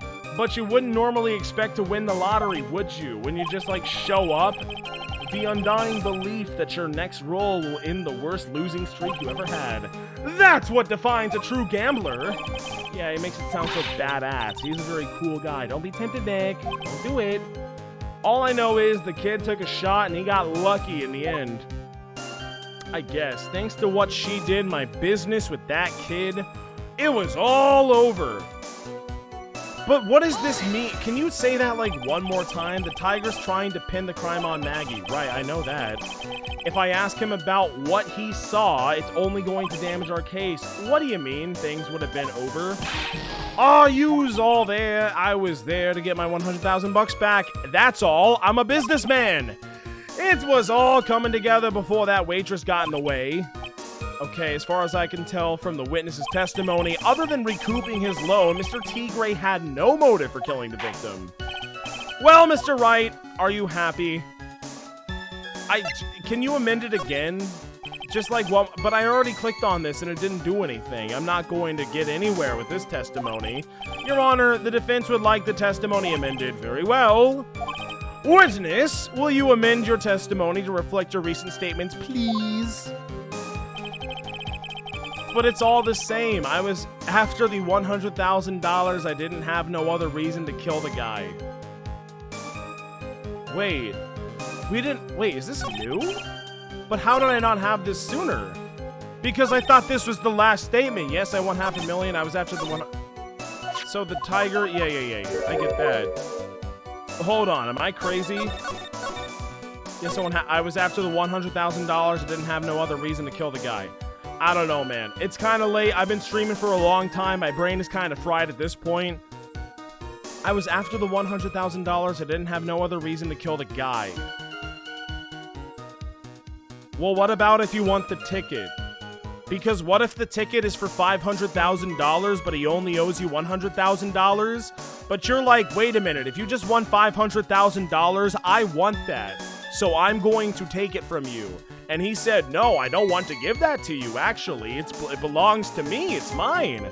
And he said, oh, okay, I'm going to kill you and then take it from you. And then he said, oh, but I don't want that to happen. And then he said, well, that's too bad, it's going to happen. And now here I go doing it. What if it's like that? What if something like that happened? I was after the 100... One more time, Maya. One more time, please. So the tiger was meeting Glenn Elg to get his money back. If Mr. Elk had just given him the lottery ticket, that would have been the end of it. Yeah, so what's the tiger's motive? This is the big one. If I don't manage to undermine his testimony, it's all over. Why would he have to poison Mr. Elk? And why did he loan him the money in the first place when he knew he couldn't repay it? You shouldn't do that. No logical person would ever do that. That just doesn't make any sense. Taking money when you know you can't repay it, who would possibly do that? No one would do that. This doesn't add up. This case is totally illogical. I was after the $100,000. I didn't have no other reason to kill the guy, but what about the ticket itself? Well, like, I'm gonna save, obviously. And then I'm going to present the ticket itself because, like, what if you wanted more money? What if you saw that he had more money and you were like, oh, but wait, I want that, though. I want the $500,000. A winning ticket for $500,000 found during a body search of Maggie. Well, does that make sense? Maybe, let's see. Objection! No, it does not, no. No, it does not clearly contradict in any way. How does it make sense? Don't worry about it. Don't worry, okay? It's fine. Doesn't matter. Doesn't matter. I was after the 100... Fuck it. I'm not gonna get the game over. It's just not gonna happen, okay? There's no way I'm getting the game over. I was after the $100,000, didn't have no other reason to do it. Why would you do it? Why would he do it? I mean, we know because he wants the money for, like, the girl's medical debt. We know that, but then is that not so, because you wanted the ticket? Just take the damn ticket, right? Where's that thing? Where's that thing that I've always been talking about? Viola's medical papers, a $1 million bill for cranial surgery. Payment was due last year. Well, how does this not just relate to wanting the ticket itself because it pays for half of the thing, right? Maybe. I don't know. Fuck it. So you just intended to get back the $100,000 Mr. Elg owed you, correct? I loaned the guy the cash, so that's my right. Okay, that makes sense. Unfortunately for Mr. Elg, $100,000 wasn't enough to cover it, was it? Huh? About 6 months ago, you were involved in a traffic accident, weren't you? Is this actually what we're doing? Really? Oh, an accident involving a car and a scooter in which a young woman was injured. She was taken to the hospital where she underwent surgery of the cranial variety for $1 million, which is a little bit more than $500. Where did you get all this info? These medical papers document the treatment of the young woman in question. According to these, her operation cost $1 million. Payment for these expenses was due in December of last year and was paid in full. $1 million? A preposterous sum. Someone should sue these HMOs. Ha! No one would pay a bill like that. Who would pay $1 million in medical bills? That doesn't make any sense. If the medical association got wind of it, the hospital wouldn't. Okay. Yeah, we're taking a drink for this one for sure, right, guys? Okay. Yo, what's up, Smith? How's it going? How are you doing? Cade gives Godot such a cool voice. Well, he is, like, ungodly cool, as we have established. Imagine owing a hospital $1 million. Yo, they'd be out of business so fast. You would be like, whoa, $1 million? How the hell do you expect anyone to pay $1 million, hospital? And they would say, you know, that's a good point, actually. I guess we have done wrong. And then we would say, yeah, you have done wrong. We're shutting you down, hospital, because you can't expect any normal person to pay $1 million in medical debt. How possibly could they? They can't. They don't have that lying around. That just doesn't add up. It doesn't make sense. The joke is our system is broken. Cheers, okay? And it makes me sad. Cheers, okay?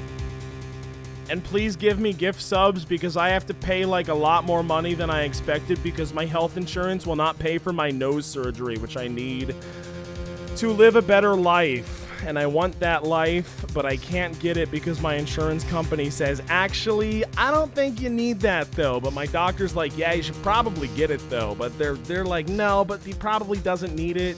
But my doctor's like, yeah, but he, like, I've looked at it, like he probably does, like it'd probably help him though. It's the thing. It sucks, man. What am I talking about? Yeah, take this drink, okay? Cheers, cheers, cheers, cheers.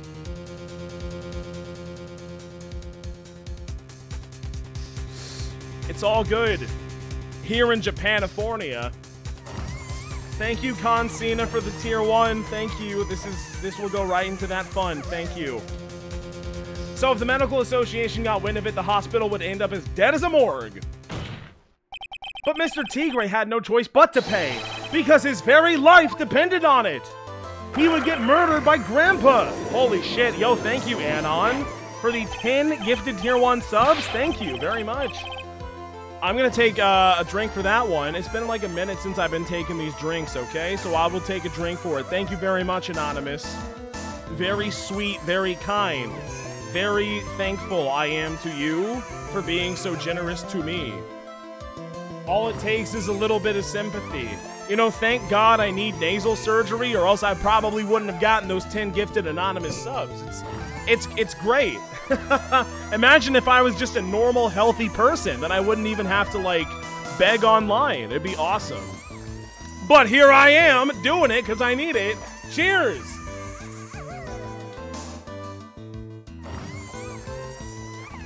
And then we'll do one more, okay? One more, okay? It's gonna be great. Oh. I feel great. Yeah. Order. You say his life depended on it, Mr. Wright? Yeah, because he was about to get murdered by Mr. Boruto. Literally Mr. Boruto. And you don't want to fuck with him. He's pretty strong, okay?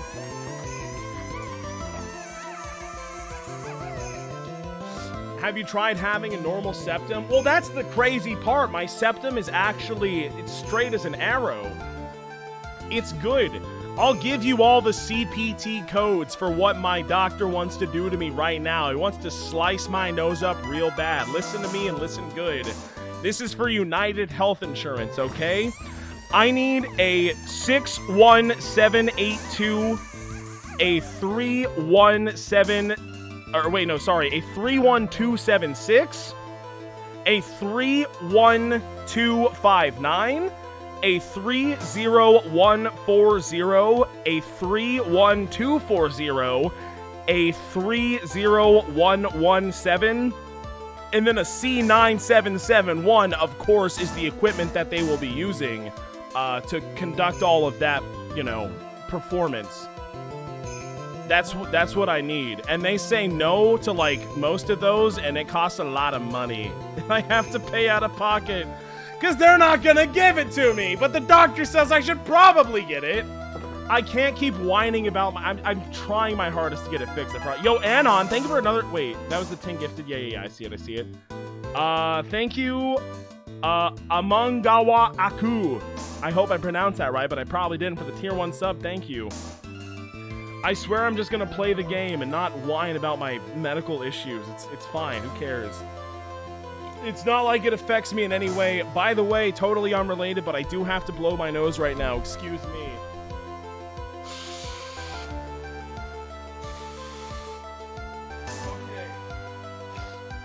Okay. We're good. Order! Indeed it did, simply because the injured woman was none other than Viola Kate Verney. Huh!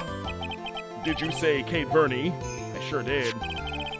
Boruto Cade Verney, mob boss in charge of all underworld activities in the city, and doting grandfather to his precious Violetta, also known as Viola Cade Verney.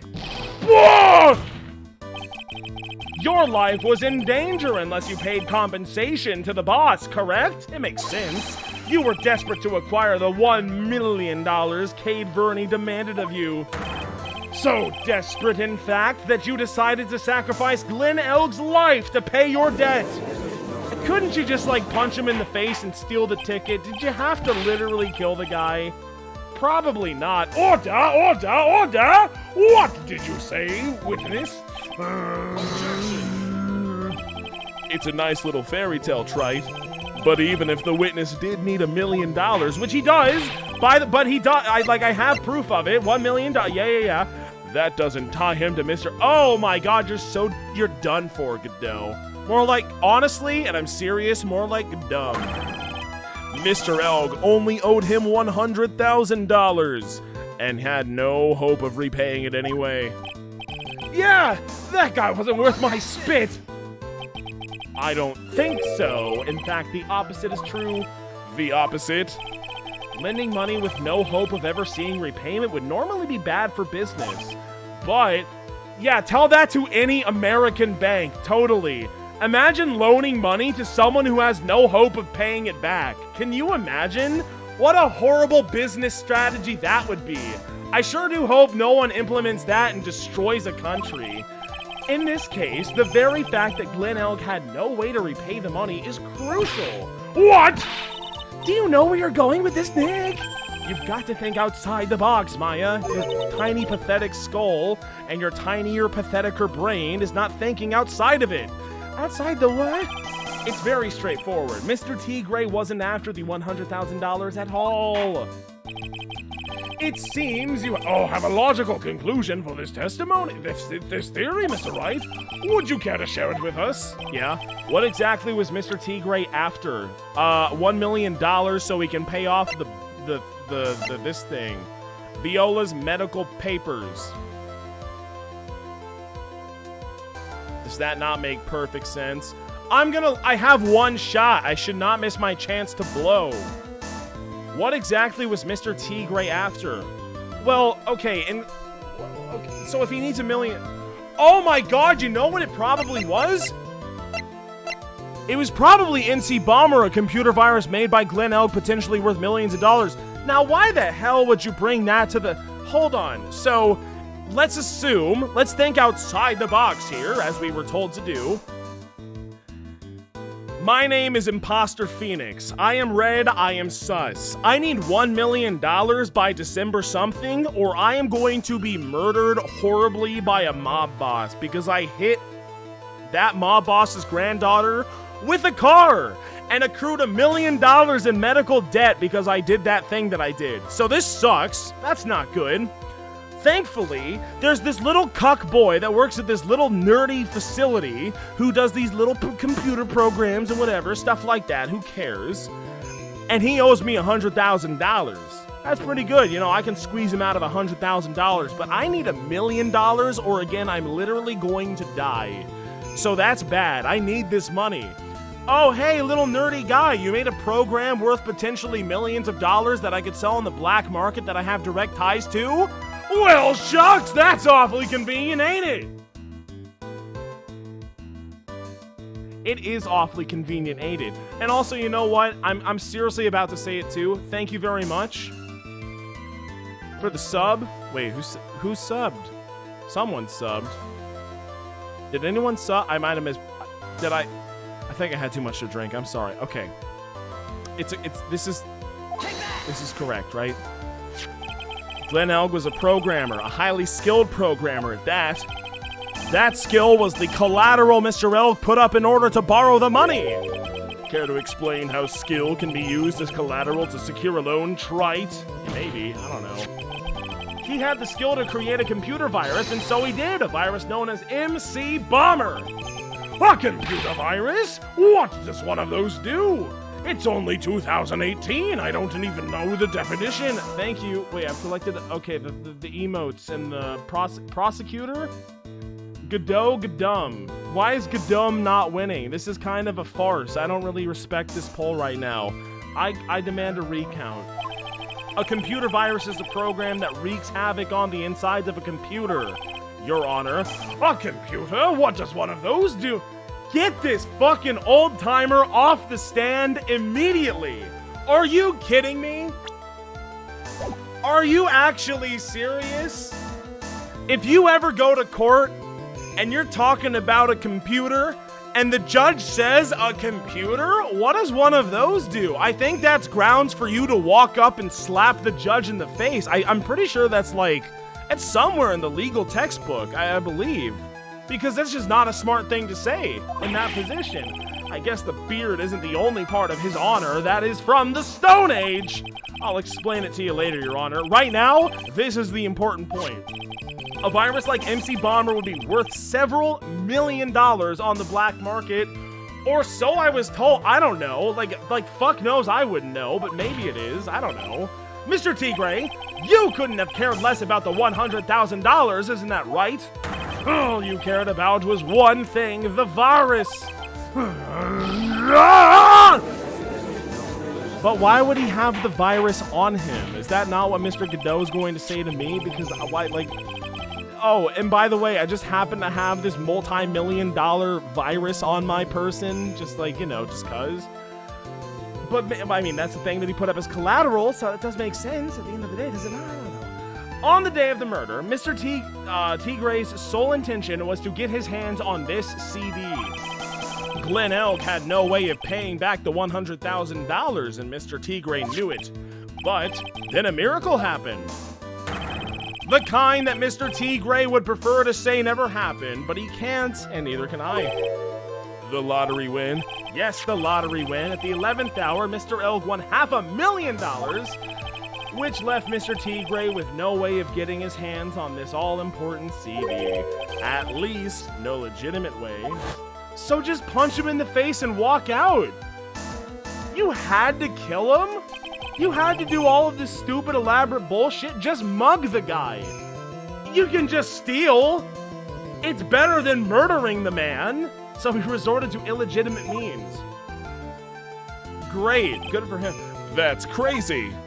Yes, it is, but he murdered Glenn Elg and then made his next move to frame Maggie Bird for the crime. Mr. Tigray posed as Glenn Elg, while Viola Cade Verney played the role of Miss Bird. And then they reenacted the whole thing in order to establish a witness. And then that guy was there too, the witness being the one we all heard testify yesterday, Mr. Victor Kudo. Like I said, Trite, that's crazy. No one could pull off a stunt like that. Have you seen half of the stunts that people have pulled off in this franchise? I don't think that's true, Mr. Godot. For starters, there's no way the chef could have kept it. Oh, well, you say that. Now, here's the thing, but he was like $500,000 in debt. Like, this dude was fucked. His place was gonna get burned to the ground. For starters, there's no way that the chef could have kept in the dark about this. I'm not saying that he even was, but Mr. Armstrong was in on it from the very beginning. That's what I'm... Yes, Phoenix! Yes, King! Have you forgotten already, Mr. Godot? Mr. Armstrong owned the witness money, too. $500,000, in fact, and that's kind of a lot, if you would. He had no choice but to go along with Mr. Tigray's plan! Right? Help me. Order! Yous put on a good show, Spiky. What, me? If yous want to stay alive in the loan shark business, you gotta be careful, which I was not, obviously. You saying I dressed up like that kid, create a witness, and frame someone? If I did something crazy like that, I'd leave a trail as bright as my shirt. I ain't dumb enough to do something sloppy like that. Except you are, because you did. I agree. I mean... What? Despite your appearance, you are very careful. That's why you took one more precaution. The one more trick to make sure Miss Bird had no way out. What? Another one? What? Interesting. Why don't you fill us all in, Trite? Ah, geez, I'll try. What was this trick you say Mr. Tigray performed to frame the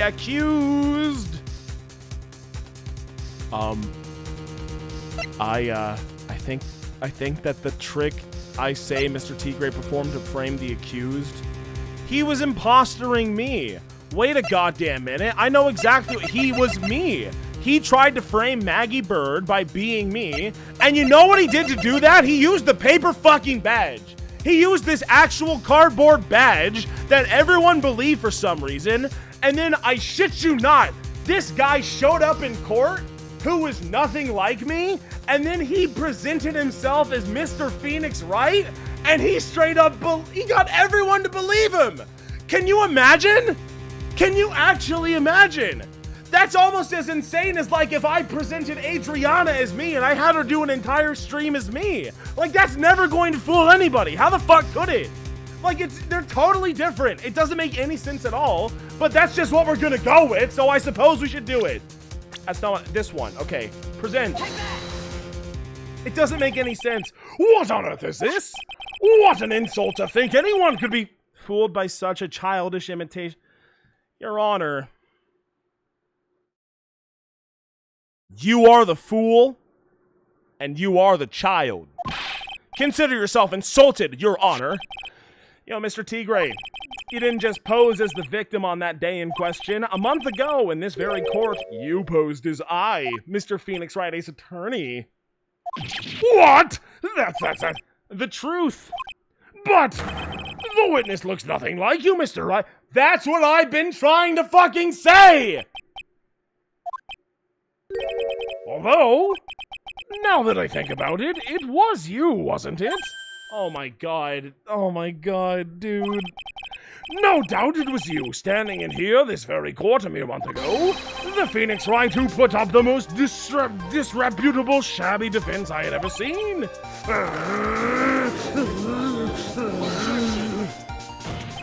Can you prove that, Gramps? Prove the attorney who represented the accused here a month ago wasn't this him? Or are you prepared to take the stand and testify that it was him? Hey, forget about it, yeah? He actually said, and I quote, forget about it! Yeah, let's just forget about it. I'm taking the drink for that one for sure, okay? I like this sprite of him, by the way. This is my favorite El Tigre sprite. Fuck! I got wet lap. I'm so sorry to disappoint you all. It happened. Cheers. Okay, cheers.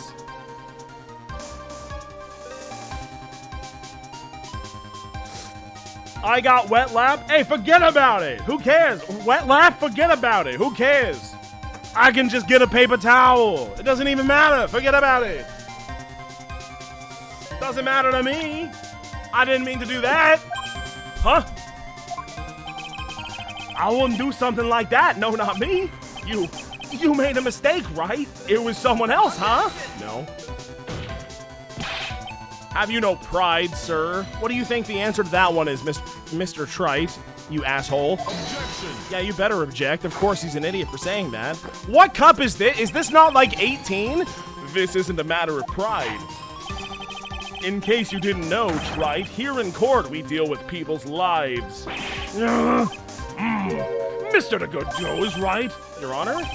Speaking for myself, I am absolutely convinced. The attorney in question was the witness standing before me now, however. I preside over this court as the judge with the vested power to hand down a verdict. You've got to be kidding me. This is not happening. Someone in my position cannot be swayed by a memory without evidence to support it. No! No! What? If the defense has no further evidence, the court will now excuse the witness. The circumstances surrounding Mr. Tigray are dubious for sure, but not conclusive. But we've come so... Okay. At once, Maya, summon the Mia. I command you, slap, bring her out, bring out the Mia. I could use some help right now. I don't know what to do. Help me. Help me! Mia, you son of a bitch ghost, I know you're surrounding me right now, observing everything that's going on. Just hop in the girl. You say he impersonated Glenn L. You say he impersonated you. But none of that adds up to a murder charge. Slam. You don't have a shred of evidence that the witness poisoned the victim's coffee. No! That's not good. Ha! Don't you ha at me, imposter, in red. Sucks to be you, right? Don't mess with the tiger, or you're gonna get mauled, you got that? Yeah, don't mess with the tiger unless someone has a pepper scarf, you know? That's a reference to the second game. I am knowledgeable. All we managed to do here was chase him around a bit, but I was so close to getting him to admit his own guilt! Ha! Sip. Looks like I won't be needing a refill. Yeah, you will, bitch! If I just had one more piece of evidence, and maybe I could get Maggie off the hook. This witness's cross-examination is over. You are free to go, Mr. Tigre. No, he's not. No, he is not. Bring him back. Hold it. Hold it who? Hold it says, Your Honor, sir. Oh my God! My knight in shining armor! My dick in shining armor! Wait! Detective? Detective Gumshoe? Sorry it took so long, pal. I staked everything on this. My bad's the works. So here it is. My heart's counting on this too. What is this, detective? Isn't it obvious, pal? It's the final decisive piece of evidence. What? Yeah, that thing I said. Let's get to it, okay? Come on. We're waiting. Never mind, we're not. What is going on? January 8th, 2:48 p.m. District Court Defendant Lobby number 1. Sorry it took so long, pal, but I finally got the results from the lab. The results? About the prints, pal, from the... Oh, my... Yeah, the thing that I was waiting for this whole time. You know, that thing that you should have done from the get-go? You asshole? Okay. Oh, so do you know who the prints belong to? Do you think I'm some kind of hack detective? Of course I know. So, tell us. They're the tiger's prints, right? You bet. Oh, wait, really? Clear as crystal, all over the bottle. They're Furio Tigre's paw prints, all right. Because he's like a tiger, like a cat. That's great. We got him now, Nick. What's wrong with you? You've hardly said a word since Detective Gumshoe got here. He's laid everything on the line for this, Nick. I know. Look, I'm sorry. This is kind of hard to say, but it really doesn't make any difference whose prints are on that bottle now. Dude, Phoenix Wright, I'll just say it, is not an ace attorney. He's like Phoenix Trite Blaze Blaterney, if you ask me. What is... Of course that's important. Huh? What? Why not? We need to produce at this stage in the trial is irrefutable evidence that the tiger put poison in Glenn Elk's coffee. He's already admitted that he met the victim. The fact that his prints are on this bottle of poison, or it's not poison, it's ear cream, isn't it? But what if he worked at the ear doctor? Are we sure that Mr. Tigre did not have a side hustle at the ear doctor? Maybe that was the poison all along. We don't know. That really doesn't make any difference now. What? I knew it. Great. No matter how hard I try, I'm never of any use. Hey, don't be so hard on yourself. This is our last chance to help Maggie. The last chance for me to get any pussy. And I've been working on some useless piece of evidence the whole time. It's alright, I'm a real loser. It's not breaking news to me, pal. Detective Gumshoe, that's the girl. Maggie, you've been working on something for me? Sorry I let you down, Maggie. I know you didn't do it. And I'm a detective. We're supposed to be able to prove stuff like that. I'm really sorry. I'll get you... Detective Gumshoe, wait! He's gone. He's gone? He left? Isn't there anything we can do now, Nick? I wish there was. Gumshoe worked so hard to get that evidence. If only there was some way I could use it. I bet I can use it. Guys, I bet I'm gonna use this small bottle, the victim's ear medicine covered in Furio Tigre's fingerprints. I bet I use it too. and then she's gonna want to fuck him, and then they have a bunch of beautiful children, and it's just gonna be a whole happily ever after story. It's gonna be great. It's gonna be great. Trust me. Married, happily ever after. Mr. Right, yeah? I granted you a recess so you could prepare this decisive evidence you've discovered. Yeah? How many cups of coffee is it? Don't keep us all in suspense, Trite. Show us, naturally. We can assume it's evidence that will actually stand up in court, can't we? Take, Phoenix. Don't let Dick. It's hard work go to waste. How much more of my time are yous gonna waste? I ain't been to no court before, but yous lawyers sure know how to blow things out of proportion. No doubt. Given the nature of the evidence, it will speak for itself. Nevertheless, you will talk us through it, Mr. Wright. I almost said Mr. Trite, but that's not what he would say. Well, I know I can't prove anything new with this evidence. I'm really backed into a corner here, but maybe if he thinks he's got me beat, he'll let his guard down a bit. Don't keep us waiting any longer, Mr. Trite. Right? Present this final decisive piece of evidence. Ah, jeez. Present this final decisive piece of evidence.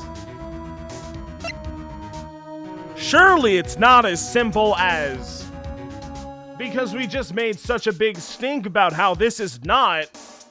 But what if we did present the thing that we made such a big stink of, that we just said, no, it can't be this thing. This is not going to save us the day. But what if that's what they wanted me to believe? So I actually should...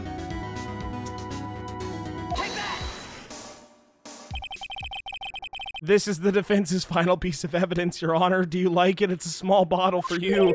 Isn't that the victims? Yeah, Your Honor. Naturally, the court is already aware of the contents of this bottle. However, interesting new information has come to light. We have clearly identified some fingerprints on it. Fingerprints belonging to you, Mr. Tigre. What? But, Mr. Wright, what conclusion are you hoping to draw from this new information? Everyone in here knows what that bottle contains, except one man. One person in this courtroom should theoretically be in the dark, and that's Mr. Tigre. I get it. My prints are on that pansy-looking bottle. Is that what you saying? Well, what the hell's in it anyway? A phony trial, a phony lawyer, a phony clues, a phony game. Everything about this game has been phony. Seems like the perfect excuse for some phony evidence. Is it actually Perjury Wednesday? Is it time to lie? Potassium cyanide! Potassium cyanide! Say potassium cyanide! Mr. Tigre, this is the decisive piece of evidence that will prove your guilt. Why? Because it contains Mr. Armstrong's oils? No. The victim's ear... No. Well, how could I possibly say it and not go with it? After all... It is Perjury Wednesday, is it not? Let's lie under oath! This bottle contains potassium cyanide! Potassium cyanide? Yes, the poison used to murder Mr. Elg, Your Honor. The victim's killer used this very bottle! And on this bottle, Mr. Tigre... We lied. We're a bunch of liars. And on this bottle, Mr. Tigre, we found your finky prints. Well, how do you explain that? You'd make a good clown, you know that. Well, I've been told that many times by many moes. What? Yous ain't never gonna get this to stick. You's just making me laugh now. You think a cheap bluff like that's gonna fool the tiger? A bluff? Me? On Perjury Wednesday? No. What are you talking about? I can see straight through you, Phoenix, right? That ain't the bottle with the sign. Oh, I lost my health. It's over. No. This is the bottle we found traces of poison in, for sure. Trust me. Don't mess with the tiger, or you're gonna get ripped to shreds. The cyanide bottle was brown. Oh, you're kind of right, though. But, like, I don't... okay, but let's disregard that, okay? That cheap piece of trash don't look nothing like it. Oh no. Oh no. No. It's okay. I like it. Trust me, Judge. It does have it. Just, like, bro, trust me.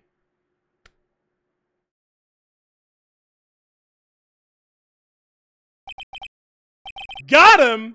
At last. What? Why's everyone gone quiet? I said that bottle. Is this the bottle you're referring to? Yeah, that's it. That's the bottle the cyanide was in. But yous ain't gonna find my print on that bottle. Don't let that cozy-looking suit fool you, people. That lawyer's just playing games. Tell him, Mr. Prosecutor. Oh, tell him, Mr. Prosecutor. Tell that guy where to go.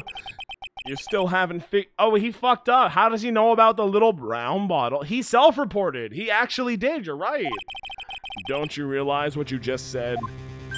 What I said? No, what did I say?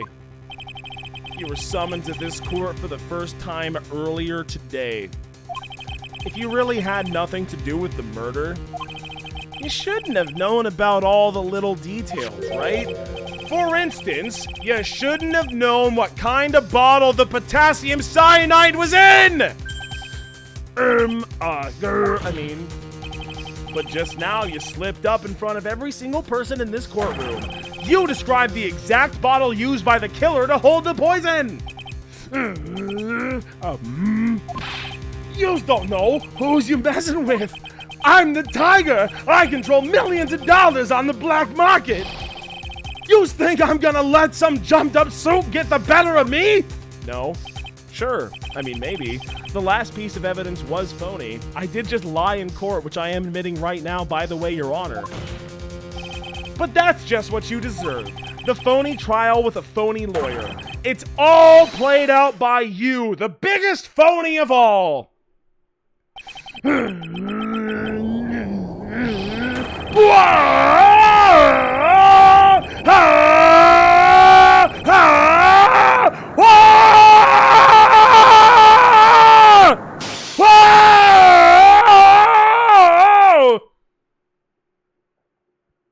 Are we alive?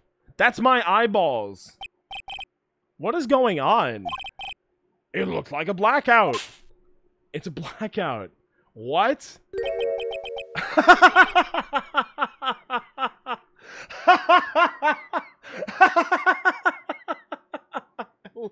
I love this game. This is such a good game, dude. I love it. Look at the fucking toaster. All of the people in the courtroom, please follow the toaster out of the building.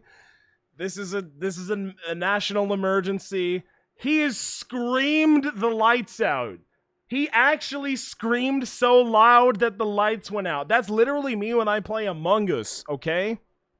I respect him. I really resonate with Red is Sus Phoenix Wright. Cheers, by the way.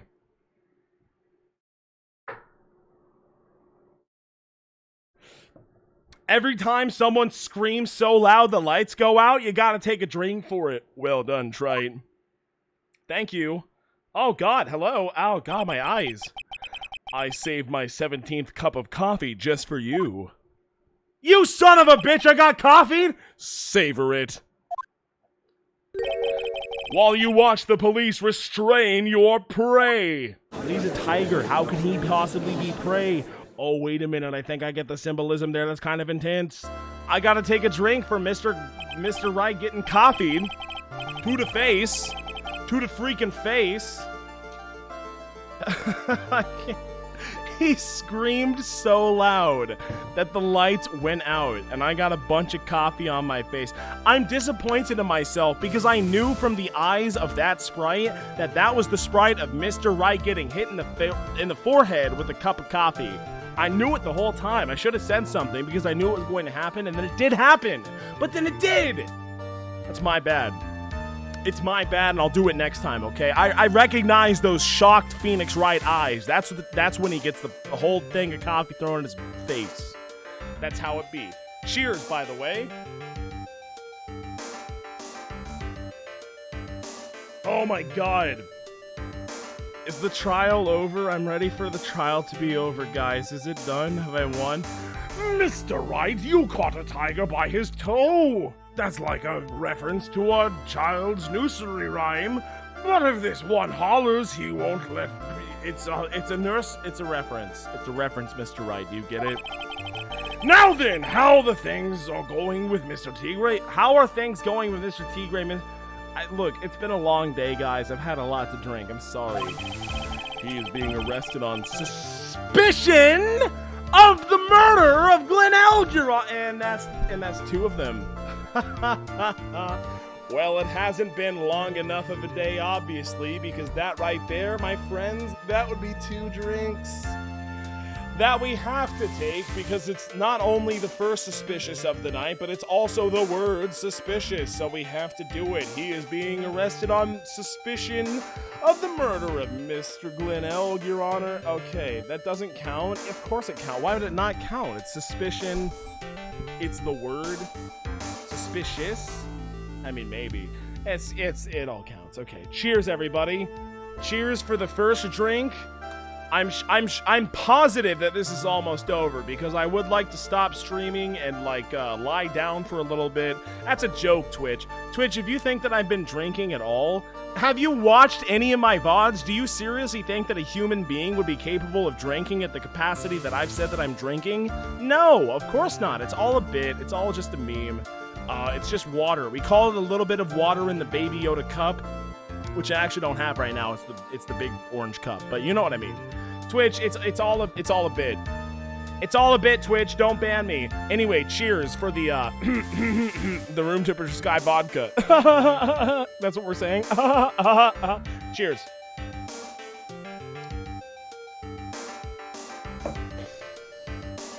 Yeah, it's a great perjury Wednesday, isn't it, guys? Okay, and here's the next drink. Twitch, wink. Okay, guys, it's all... I have to say, Twitch isn't gonna do shit. Twitch is never gonna do nothing. You know what? I honestly wanted to name the last stream that I did making fun of French people, parentheses, LOL, in parentheses, but I was kind of afraid that Twitch would get mad at me if I did that, so I didn't do it. But now I'm realizing, like, if I did it, with Twitch wouldn't do a damn thing. Twitch wouldn't do a goddamn thing, especially since I am. What are they gonna do? Oh, they're gonna say the guy that has French blood pumping through his veins can't make fun of the French? Yeah, right. Yeah, fucking right. Anyway, cheers for the second drink. Cheers. Suspicion! Suspicious! Sus!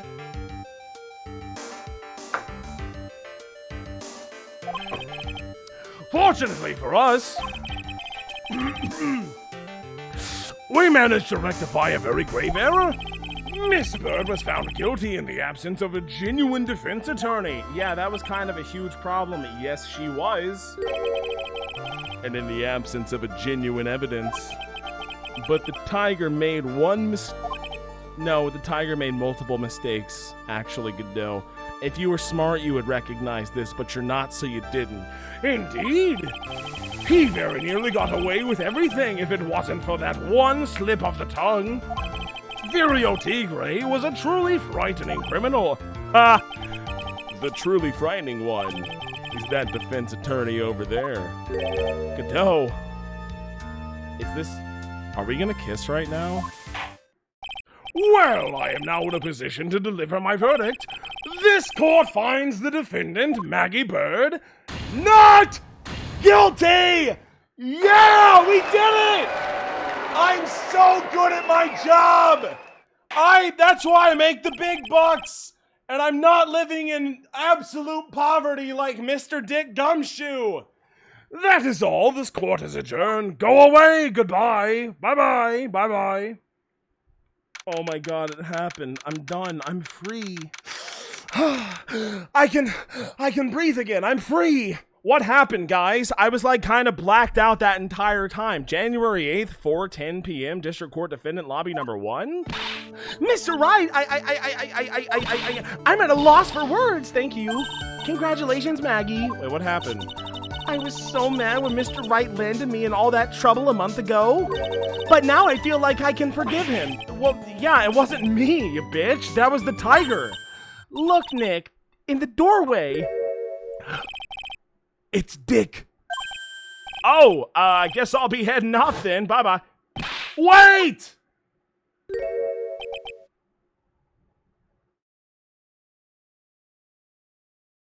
Thank you for waiting. Detective Gumshoe. Oh, yeah. Congratulations, Maggie. Thank you. God, just kiss already, you idiots! I knew you were innocent all along. Why didn't you say that in your testimony then? Huh? Oh, well, I was, Oh, well, I gotta go, see ya. Wait up, detective! He just ran off. God. Maggie, why are you being so hard on him? He busted his butt for you. It's thanks to him that we got the medication bottle. That wasn't even of any use. What the fuck? Yeah, it was? Were you even present during the trial? Yes, it was. But it's only because Mr. Wright used it so cleverly. Well, I could not have used it so cleverly if it were not for him. Do you see the issue here? What are you talking about? Dick, I'm sorry. You can do better, okay? I'm just saying. Looks like she still isn't ready to forgive him. Why? Can you put in a good word for him, Nick? Maybe. Maya is right. I should help Gumshoe out. It's clear he needs it. Hey, Maggie. You know, Detective Gumshoe's been really worried about you through all of this. I wanted to believe that, sir. But on the first day of the trial, he practically gave the judge a free pass to lock me up.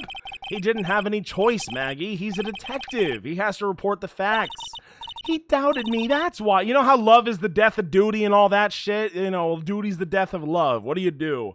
He doubted me, that's why. He thought I might have done it. I've got to prove to her, that Gumshoe really cares about her. I know! I'll give her a little present to celebrate her freedom.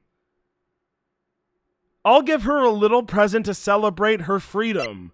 I'll give her a little present to celebrate her freedom. I'll give her a little present to celebrate her freedom. I'll give her a little present to celebrate her freedom. Do you want the coffee cup? No, you do not. It has a lip stain on it. It's gross. Stop progressing. Apron, no. Can you believe that this was just a giant red herring this entire time? I hate games with red herrings, by the way. I hate murder mysteries. Fuck it. I hate, like, all mysteries with red herrings, and this is one, and it makes me mad. I really don't like it. It like, what's the point?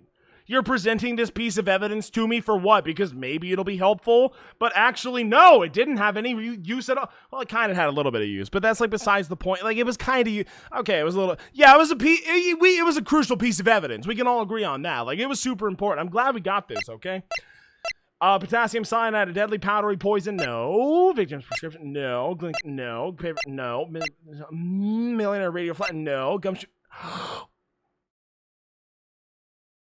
You want some weenie? You want some Gumshoe lunchbox dick weenie? A tenderly handmade lunchbox fills the stomach with weenie and plenty of weenie. Godot's colorblind. Or blind, period? Who knows? Take that! Here you go! A present to celebrate your freedom! A present from Detective Gumshoe made with a ton of love, wink. He said you lost weight and he was worried about you. Dick Gumshoe is the architect. Detective Dick! I actually really like weenies, you know. Did you guys hear that? I'm pretty hungry myself, you know. Yeah, the trial dragged on a bit today, didn't it? Yeah, what time is it? 4 hours, 6 minutes. A little bit. Is it okay if I eat this now? I don't care. Yeah, it's... Oh, look. She loves it. So, how is it, Maggie? It's really yummy. Eat it. You have to eat all the weenies. Do it now. So the case of phony versus genuine comes to an end. The false allegation, and who knows, maybe a whole new chapter of her life is about to start. Maybe with Dick Gumshoe, maybe, who knows, maybe. The end. Episode 3, Recipe for Turnabout, the end. and...